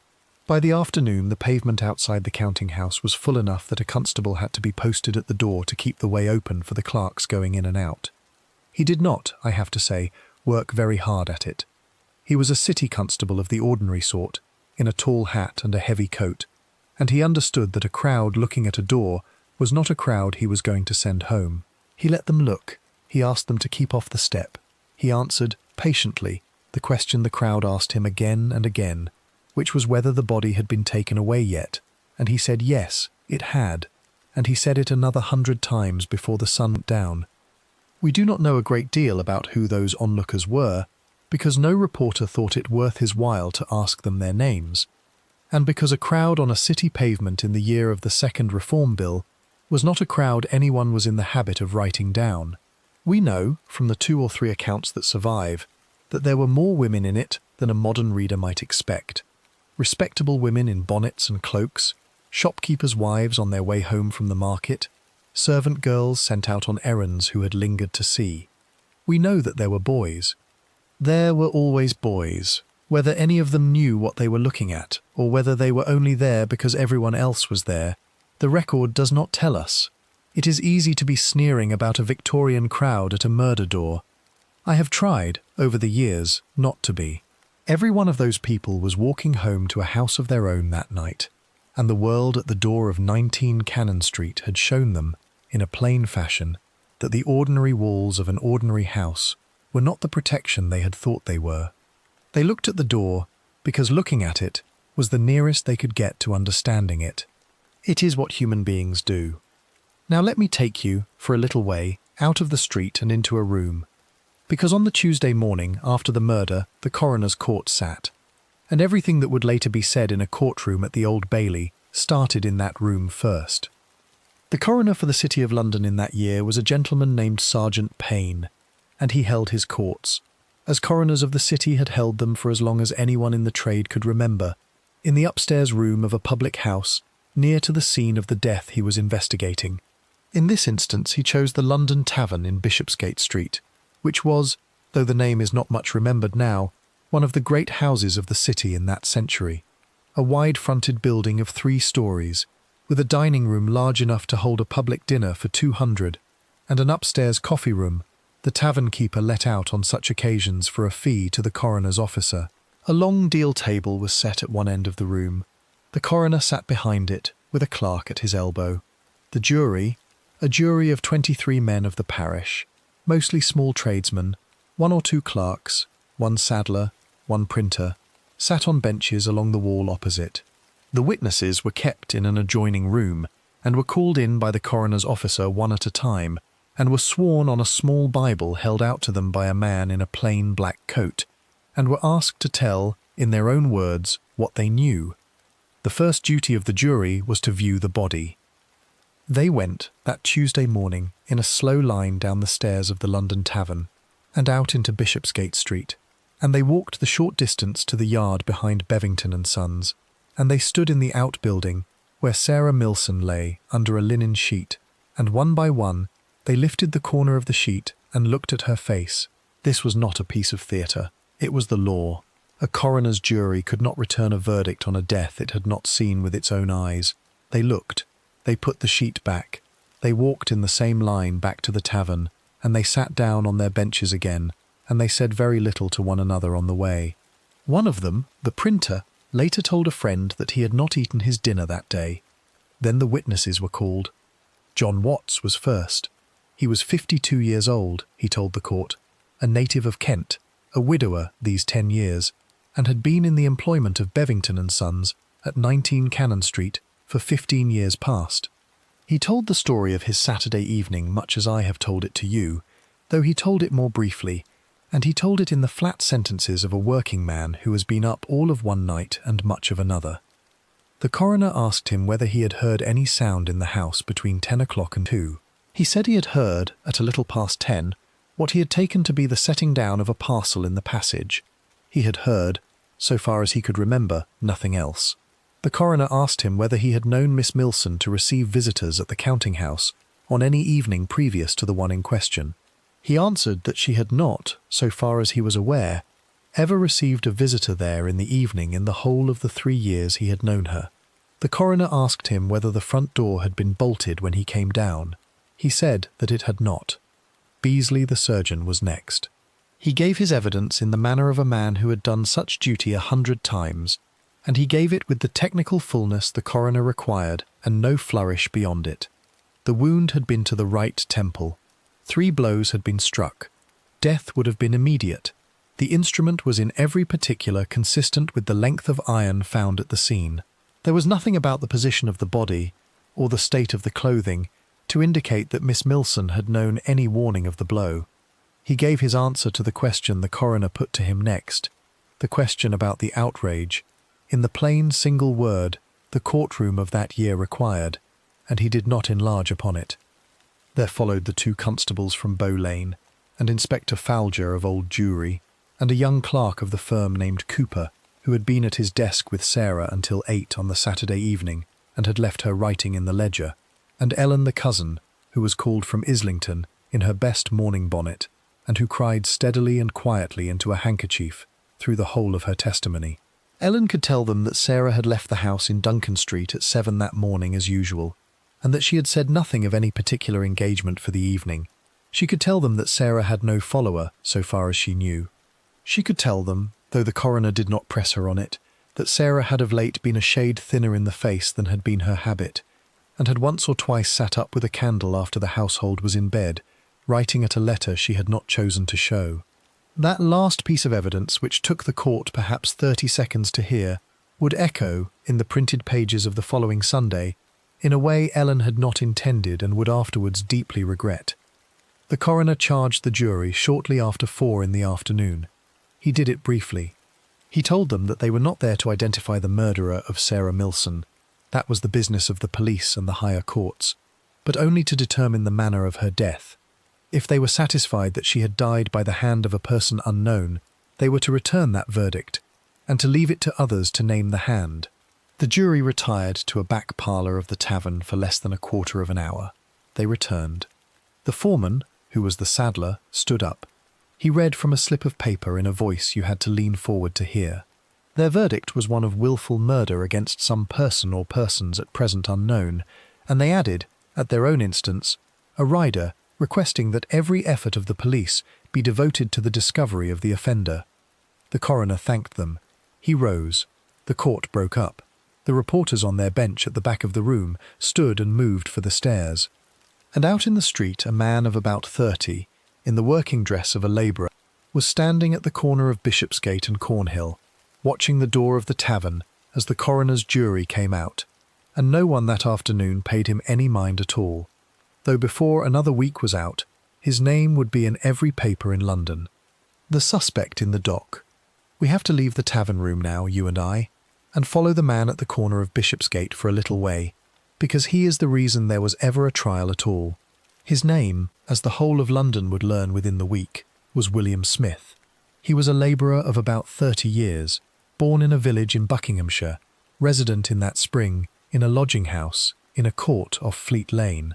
He had worked, in the winter just past, on a job of repair at the counting house of Bevington and Sons, and he had left that job in the middle of the second week of March, with 2 days' wages still owing to him, and hard words spoken on both sides. That is the whole of what tied him to the door at 19 Cannon Street. It was, in the end, quite enough. I want to tell you, before we go into the courtroom, how the case came to fix upon him at all. It matters, because it is one of the parts of the story that the papers of the day did not tell straight, and it is one of the parts where the record is thinnest and the rumour thickest. Inspector Folger was, by the middle of that first week, a man under a great pressure. The pressure came from every side. It came from the Commissioner, who had already been asked in the House of Commons about the murder before the week was out.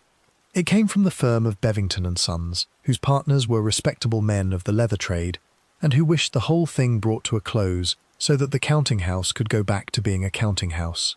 It came from Fleet Street, where every reporter with a byline was hunting for a name to print.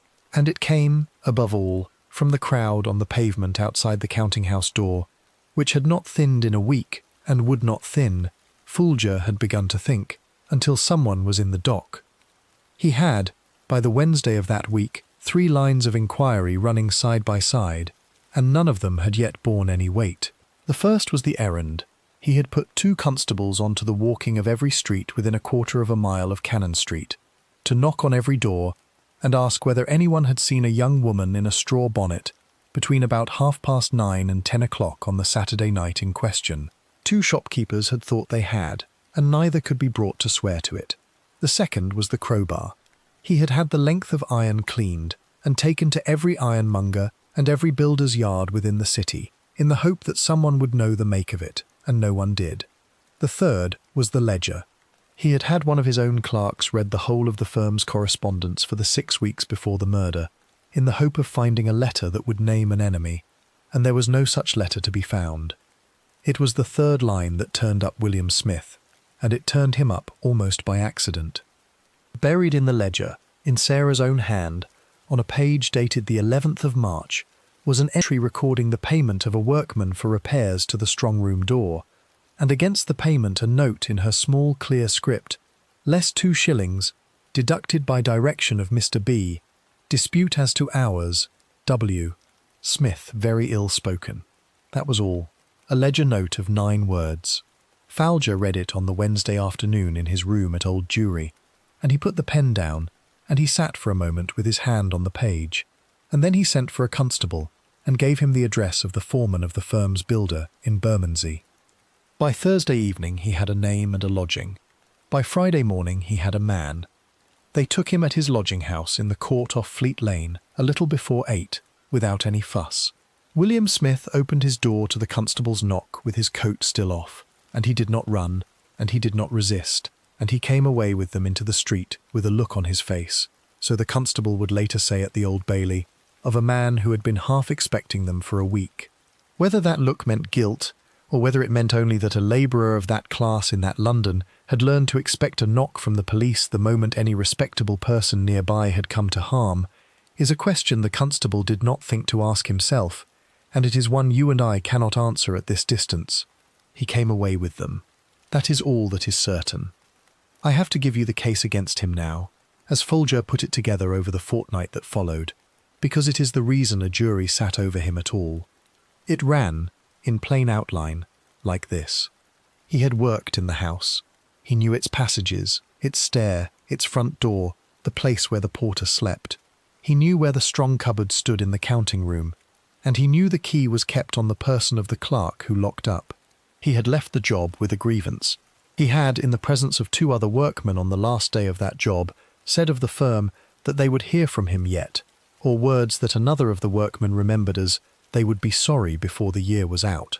He had, in the days after the murder, been seen at 2 public houses in Whitefriars in a state of drink, and had said in the hearing of the barmaid of one of them that there was a piece of business in Cannon Street the papers had not yet got the bottom of. A pawnbroker in Chancery Lane, brought to Old Jewry the following week, would say that he had pledged a silver watch on the Monday morning after the murder for the sum of £1 2 and had said, when asked where he had got it, that a cousin had left it to him. He had no cousin, so far as anyone could later discover, who had left him anything at all. The watch, when its number was traced, turned out to have been pawned by another man 3 years before and never redeemed, and Smith had had it, so far as the pawnbroker's own book showed, on a previous pledge of his own, so the watch was very likely his, and no evidence at all. But by the time that was known, it did not seem to matter, because too much else had already been said. That was the case. It was not a strong case. Falger himself, in a letter to the Commissioner written on the 14th of April, said as much in as many words. "We have," he wrote, "opportunity, and something that may be motive, and a great deal of loose talk, and no witness who can put the man on the pavement of Cannon Street on the Saturday night. I have caused inquiries to be made at every public house within half a mile of his lodging. He was seen at his usual house in Fleet Lane at 7 o'clock on the Saturday evening, and he was not seen again by any witness we have found until the Sunday morning at 9. Where he was in the interval he will not say. He says only that he was walking. It is a great deal of ground to be walking on a wet night, and it is a great deal of silence to be resting a capital charge upon. That letter, which I have read in the original in the Metropolitan Police files, is the honest voice of a detective who knew the shape of what he had, and who knew it was thin, and who went forward with it, because the pressure to go forward with something had grown greater than the pressure to be sure. The magistrate at the Mansion House committed William Smith for trial on the 2nd of May.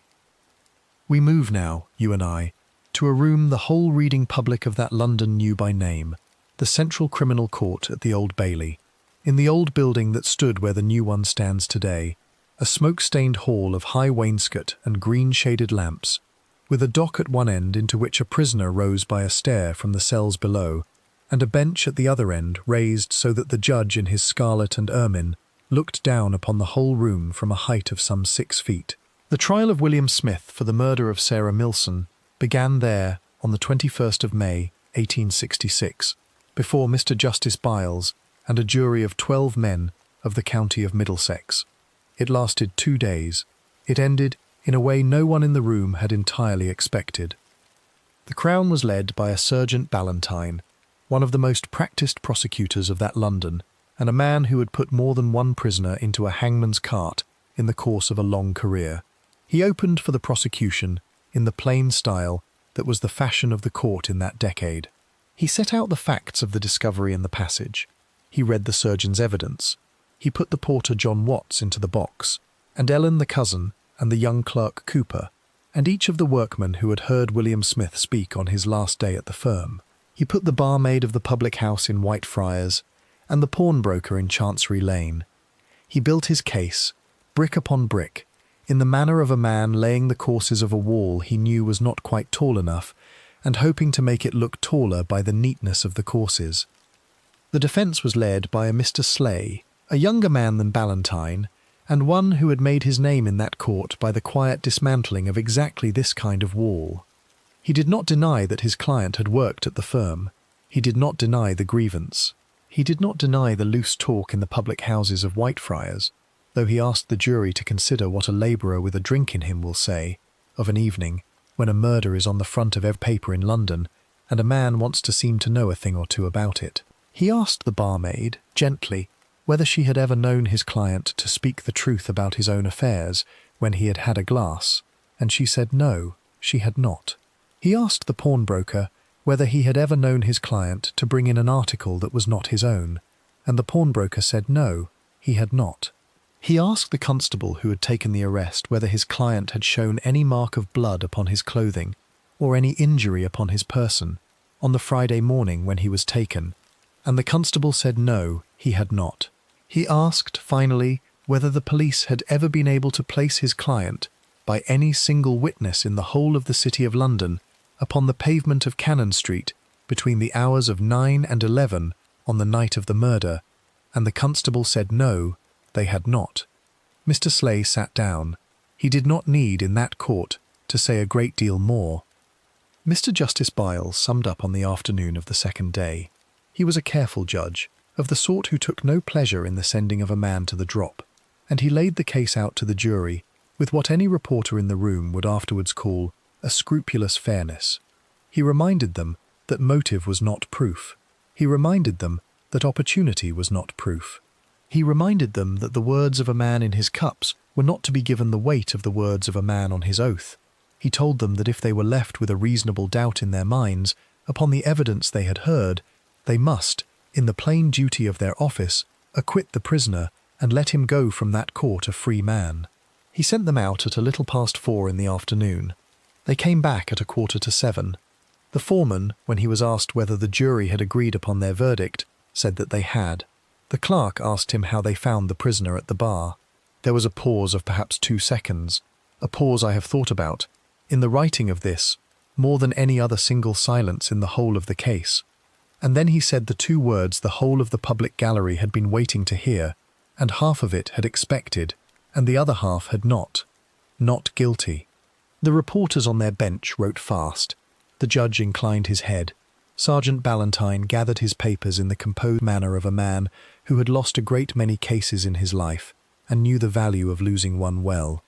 Mr. Slay permitted himself a small nod to his junior, and William Smith, in the dock, took hold of the wooden rail in front of him with both hands, and he lowered his head to it, and he did not lift it again for the length of a full minute.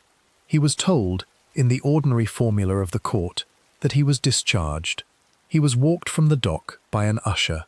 He went down the stair to the cells below, to collect the cap he had left there on the Monday morning, and he came out of the Old Bailey by the side door into the courtyard as the gas was being lit along Newgate Street, and he was, so far as the case against him was concerned, from that moment on, a free man.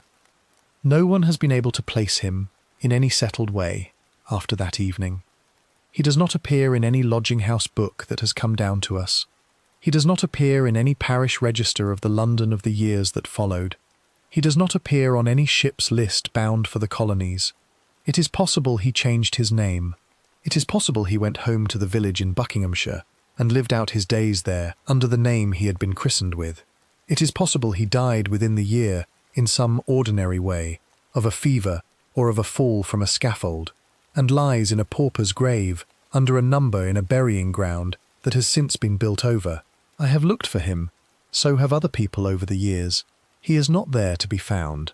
He walked out of the Old Bailey on the 22nd of May, 1866, and he walked into a silence that has never been broken since. The jury went home to their suppers. The judge went back to his chambers. Inspector Fulger walked from the court to his office at Old Jewry, and he sat down at his desk, and he opened the file on the Cannon Street murder, and he did not close it that night or ever. It stayed open on his desk for the rest of the year, and then it went into a drawer, and then into a cabinet, and then, in the ordinary way of such things, into a room in a basement, where in time it would gather the dust of a great many other rooms in a great many other basements, and where other men, in years to come, would sometimes lift it out and turn its pages by the light of a green-shaded lamp, and ask themselves the questions Fulger had never been able to answer, and put it back again, and go home. The case that would not rest. Noted, those MCP tools aren't needed for a script generation task. Here is Chapter 9. The verdict of the 22nd of May did not close the case. It only changed the room in which it was talked about. On the pavement outside the Old Bailey that evening, as the gas jets were being lit along Newgate Street, small groups of clerks and shopmen stood in the damp air, arguing over what they had just read in the last edition of the Standard. Some of them said the right man had walked, some of them said the wrong man had been tried. A few, in the honest way of Londoners who did not much care to be told what to think, said that no one alive knew who had done it, and that no one now was ever likely to know. Those few, as it turned out, were closer to the truth of the thing than any of the others. Let me sit with you for a moment before we go any further, because the shape of what follows is not the shape of a chase. It is the shape of a slow disappearance. There is no last-minute confession in this chapter. There is no letter found in a drawer. There is only the sound of a case going quiet, over years and then over decades, in the way that most unsolved cases go quiet. Not with a bang, but with the slow turning of one page after another until the book is at the back of the shelf. Inspector Fowler did not give up on it.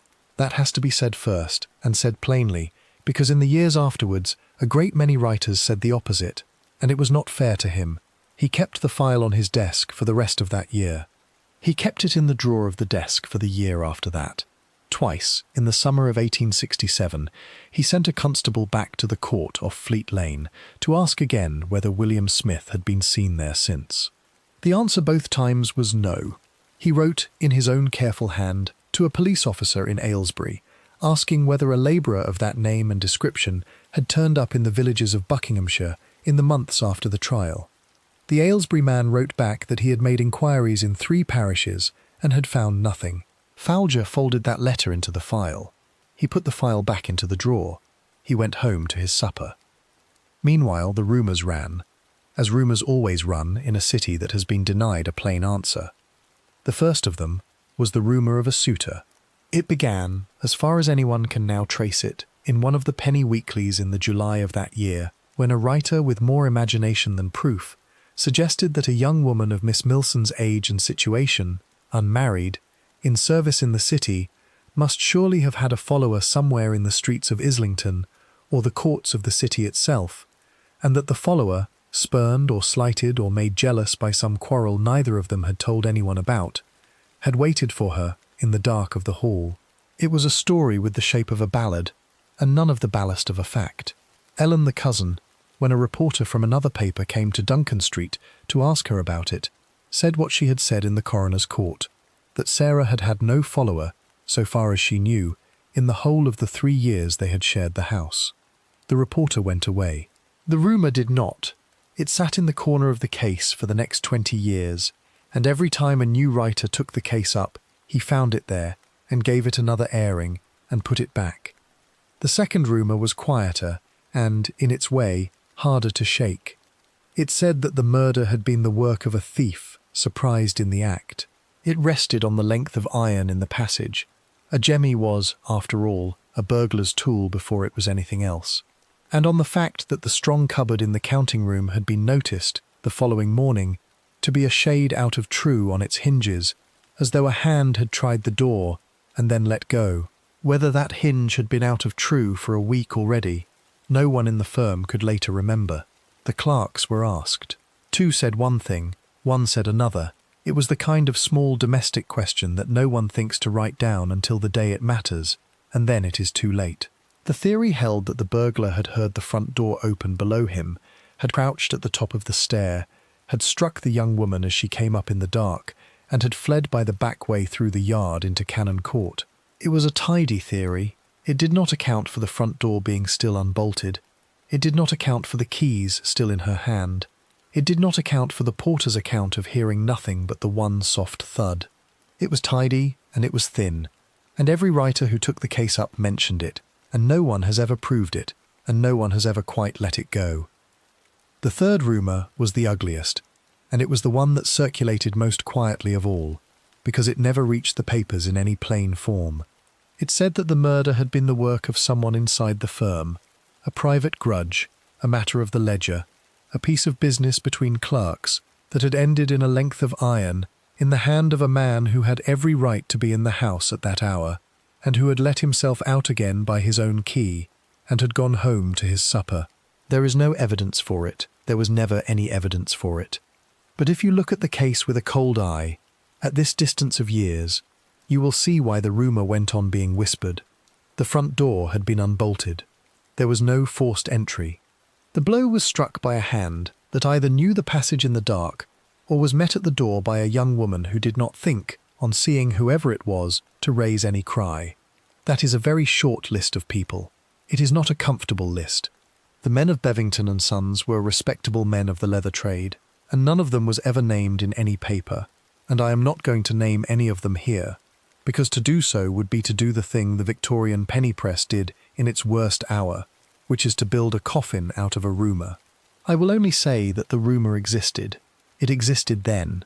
It exists in 1 or 2 of the old accounts still, and the men who knew the inside of that counting house, in the year 1866, took whatever they knew of it, if they knew anything, with them into their graves.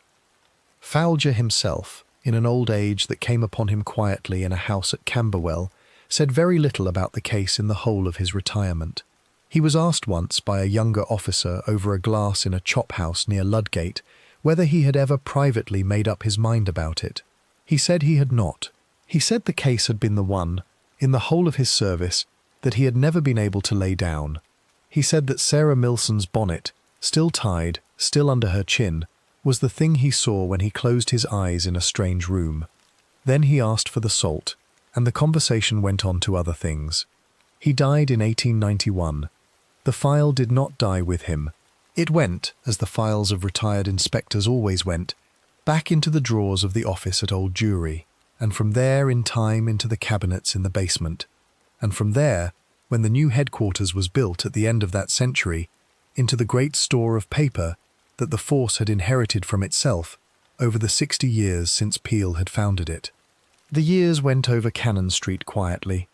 The gas lamp that had guttered on the night of the murder was replaced, in a general refitting of the street, in 1872, with a taller lamp on a plainer standard, and that lamp, in its turn, was pulled down in 1901, when the electric arc lights came in along that stretch of the city. The house at number 19 went on being a counting house of Bevington and Sons until 1884, when the firm moved its offices to a wider premises off Eastcheap, and after that the building was let for a time to a shipping agent, and for a time to a maker of India rubber goods, and for a time it stood empty with its windows boarded.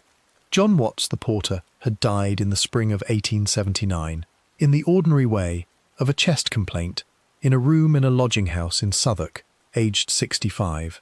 He never, so far as anyone can now discover, spoke of the murder to anyone in the last 10 years of his life. Ellen, the cousin, married a bookkeeper in 1869, and moved with him to a small house in Hackney, and lived on there for another 40 years, and kept, in a drawer in an upstairs press, a lock of Sarah's hair tied with a black ribbon, and a small daguerreotype in a paper case, and a bundle of the letters Sarah had written her from the counting house on quiet afternoons. When Ellen died in 1911, aged 82, her daughter kept the bundle for a while, and then, in the great clearing of houses that came after the First War, did not know what to do with it, and it was put out one Monday morning with the rest of the paper for the dust cart, and was gone. Every so often the case came back into the papers. It came back in 1878, when a man in a workhouse in Whitechapel was said to have made a deathbed confession that turned out, on the barest investigation, to be nothing at all. It came back in the year of the Ripper, 1888, when every unsolved murder of the previous 30 years was pulled off the shelf and looked at again by writers hoping to find a pattern, and the Millson case was mentioned, briefly, in 2 long pieces that concluded, honestly enough, that there was nothing to connect it to anything else. It came back in the early 1920s, when a retired chief inspector who had joined the force in the year of the murder wrote a small volume of his memories and gave a chapter to the Cannon Street case, and admitted at the end of it that he had never, in the whole of his long service, heard a single piece of evidence that closed the matter one way or the other. That memoir was read by perhaps a few hundred people. It sold badly. It went out of print. It is very hard to find now, and I have only ever seen the one copy, in a library reading room, with the pages uncut on the last 2 chapters, and I sat there with a paper knife the librarian had lent me, and I opened them, and I read what he had to say, and I put the book back on the shelf, and I went out into a London that had lost so many of the streets he was writing about that I could not have walked his old beat if I had wanted to. Detectives, in a quiet way, returned to the file. A man from the C Division looked at it in 1906, when a rumour ran briefly through the courts off Fleet Street that a very old workman, lying ill in a Camberwell infirmary, had been heard to speak Sarah's name in his delirium. The detective walked out to Camberwell on a wet afternoon and sat by the bed for an hour. The old workman spoke, but not of any murder. He spoke of his mother, and of a horse he had once owned, and of a summer he remembered from a childhood in Kent, and the detective walked back into town in the dusk and wrote a 2-line note for the file and put it in with the rest. Another man looked at it in the winter of 1932. in a room where the lamps were no longer gas but a plain electric bulb hanging on a cord from a ceiling, and he read the whole of it through, from Falger's first report to the last of Ellen's letters that had been kept as evidence and never returned. And he closed the file at the end of an afternoon and said aloud to the young constable who had brought him a cup of tea that it was the saddest thing he had read in a month, and that whoever had done it was long since dead and unburied in any way the law could reach. The constable, who was young and did not yet know the weight of such files, wrote the remark down in his own private notebook, and it is from that notebook, kept in a small collection in a records office in the south of England, that we know that the detective said those words at all.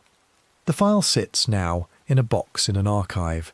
I have held the box. I will not tell you where, because there are pages in it that carry the names of living descendants of people who deserve their quiet. I will tell you only that it is bound in a faded green cloth, and that the label on its spine has been rewritten twice in different hands, and that on the inside of the front cover, in a script that must be Falger's own, there is a single line in ink that has gone brown with the years. It reads, Millson, S. Canon Saint, 19th March, 66. Under it, in the same hand, some months later, another line has been added, shorter than the first. It says only, Open, the page turned in the dark. We come now to the last of it, you and I want to walk this ground with you slowly, because a great deal of what remains is quiet, and much of the quiet is the kind that only settles over a place after everyone who cared about it has been gone for a very long time. The rest of the century went over Cannon Street the way a tide goes over a stretch of shingle. Nothing was moved all at once. Everything was moved in the end.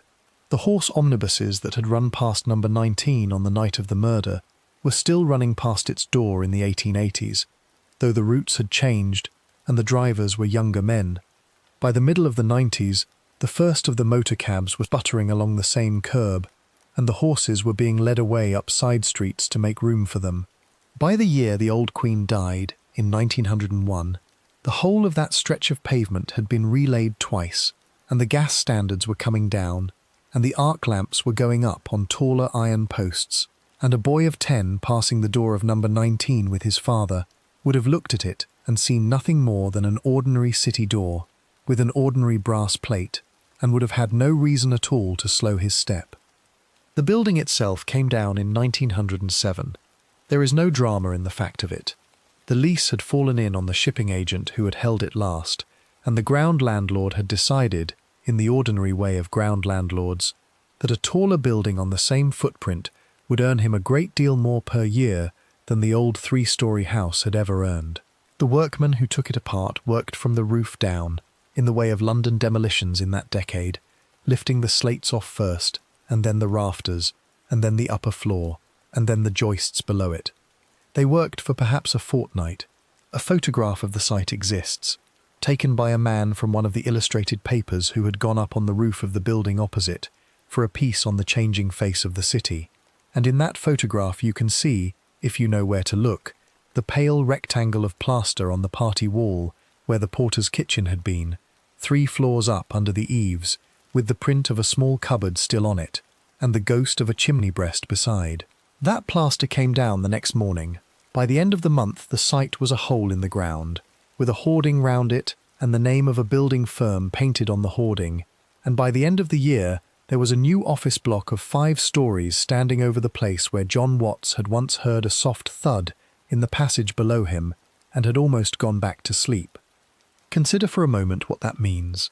Somewhere in the flagstones under the new hall was the place where a young woman had lain on a Sunday morning in 1866, with her bonnet still tied and her keys still in her hand. No stone had been left in place to mark it. No plaque was set into the wall of the new building. No one, so far as any record shows, said a word about her at the ceremony of the laying of the foundation stone. That is not a cruelty. It is only how a city forgets. Cities forget in the ordinary business of standing up new walls where the old ones had gone soft, and no one who put a brick on a brick that autumn was thinking of a March night 40 years earlier, and no one had any reason to. The new block stood on the site for the whole of the first half of the next century. It was, in its turn, damaged by fire in the second week of the London Blitz, in the September of 1940, when an incendiary came down through the roof and lodged in a storeroom on the upper floor. 2 fire watchers put it out before it could take the whole building, and the building was patched, and it stood on. It came down at last in the middle 1960s, when the widening of a road at the eastern end of Cannon Street took a strip off the front of it, and the freeholder judged the rest to be more trouble than it was worth, and pulled it down. What stands there now, at the address that used to be number 19, is part of a longer modern frontage of concrete and glass, and the numbers on that stretch of the street have been rearranged twice since the war, and the door that you would push open today, if you stood on the pavement and looked for it, does not carry a number that would mean anything at all to Inspector Foulger, or to John Watts, or to the young clerk Cooper, if any of them could be brought back for an hour to walk down that street and look. I have stood there. I want to tell you that plainly, because it belongs to the story now. I have stood on the pavement outside the address that used to be number 19 Cannon Street, at about 10 of an evening, in a light rain, in a march that was not so very different in weather from the march we have been walking through together. The traffic came past in the ordinary way. A bus went by. A young woman in an office coat came out of a door 2 doors down, and put up an umbrella, and turned toward the station at Cannon Street to catch her train home. She did not look at the door I was looking at.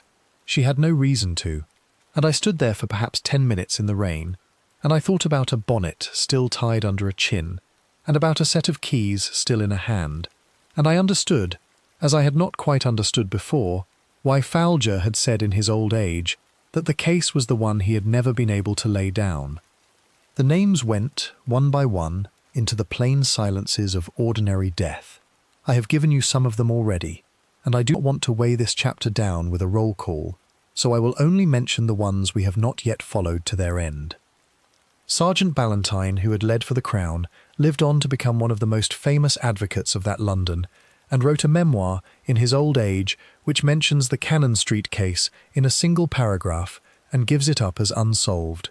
He died in 1899 in a house at Margate, aged 86.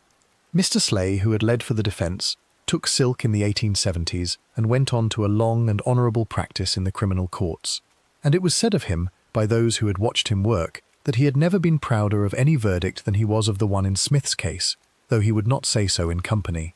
He died in 1908. Mr. Justice Byles, who had presided, went to his reward in the ordinary way of judges some years earlier, in 1884, and it does not appear that he ever spoke of the trial afterwards to anyone. The firm of Bevington and Sons went on trading in leather from its new offices off Eastcheap for another 2 generations, and passed at last, in the years after the First War, into the hands of a larger concern in Bermondsey, and lost its old name in the passing, and lost its old records in a small warehouse fire in the winter of 1938, in which the ledger for the year 1866, with the entry in Sarah Millson's own hand about the disputed wages of William Smith, was among the many books that were burned. It is a small thing in the ledger of losses that century took from us. It is not, all the same, nothing. It was the one page of that story that had been written by the woman at the middle of it, and it is not there to be seen any more. I have to tell you, before we close, what remains and what does not. There is no photograph of Sarah Millson. There may have been one, once. Ellen kept a small daguerreotype, we know that from her daughter's letters, but that image went out with the rest of Ellen's papers on a Monday morning in the great clearing after the war, and it has not turned up in any collection since. There is a description of her in the coroner's inquest, in the plain, flat language of that kind of document, and there is a mention or two of her in the papers of the day, but no picture of her face survives. That is the first of the empty places in what we are left with. There is no gravestone. She was buried on the 3rd day after her death, in a plot in the burial ground at Islington that was part of the parish of St. Mary. There was no money in the family to raise a stone. Her name was entered in the parish register in the ordinary hand of the sexton, and that register still exists, and I have read the entry, and it is very short. The burial ground itself was cleared for building in the 1890s, and the bones were reinterred, together with a great many other bones of a great many other Islington poor, in a common plot at the Great Northern London Cemetery at New Southgate. There is no marker there for her either. There is a boundary hedge, and there is grass, and there is a plain iron notice at one corner of the ground giving the years of the Islington reburials, and that is all. There is no confession. There never was one. In the 160 years since the March night in question, no man on his deathbed, and no woman clearing out an attic, and no priest in the seal of any confessional has ever come forward with a plain account of what happened in the passage of number 19 Cannon Street between 10 and 11 o'clock on the 10th of March, 1866. The record does not say, it has never said, it may never say. And so we come to the shape of it in the end. William Smith was tried and acquitted, and the law does not permit us to speak of him now as anything other than an innocent man. He may have been an innocent man, that is entirely possible. Falger's own letter said as much in as many words. It is also possible that he was not. History cannot clear him, and history cannot condemn him, and there is nowhere for the case to go from there. He walked out of the Old Bailey on the 22nd of May, 1866, and he walked into a silence that has held ever since. Whoever else may have walked out of number 19 Cannon Street, with a length of iron in his coat, on a wet March night, walked into the same silence, by another door, and that silence has held over him too. There are two possibilities, and there are perhaps three, and there is no way now, at this distance, to close the space between them. I want to leave you with one small thing, before I let the room go dark. It is not evidence, it is not a theory, it is only a fact, and it is a very quiet one. In the parish register of St. Mary in Islington, on the page where Sarah Millson's burial is entered, on the 13th of March, 1866, there is a small mark against her name, in a hand that is not the sexton's. It is a very light pencil cross, no more than half an inch across, made by someone at some point in the years afterwards. No one now knows who made it. It might have been Ellen, it might have been the sexton's successor, tidying a page. It might have been a stranger, a curious reader, a distant relative, a passing hand, who came into the church one afternoon 100 years ago and stood over the register and made that small mark, for reasons that went with them, into their own quiet grave. It is there on the page. It has never been rubbed out. It is the only thing in the whole of the parish paper that says, someone, at some point, sat here and did not want this name to vanish from the book. That is the last thing that history has to say about Sarah Millson. It is not much. It is more, perhaps, than a great many other unremembered dead have been left with, and it is the only piece of the whole of this long, cold case that carries in it any hint at all of a hand held out.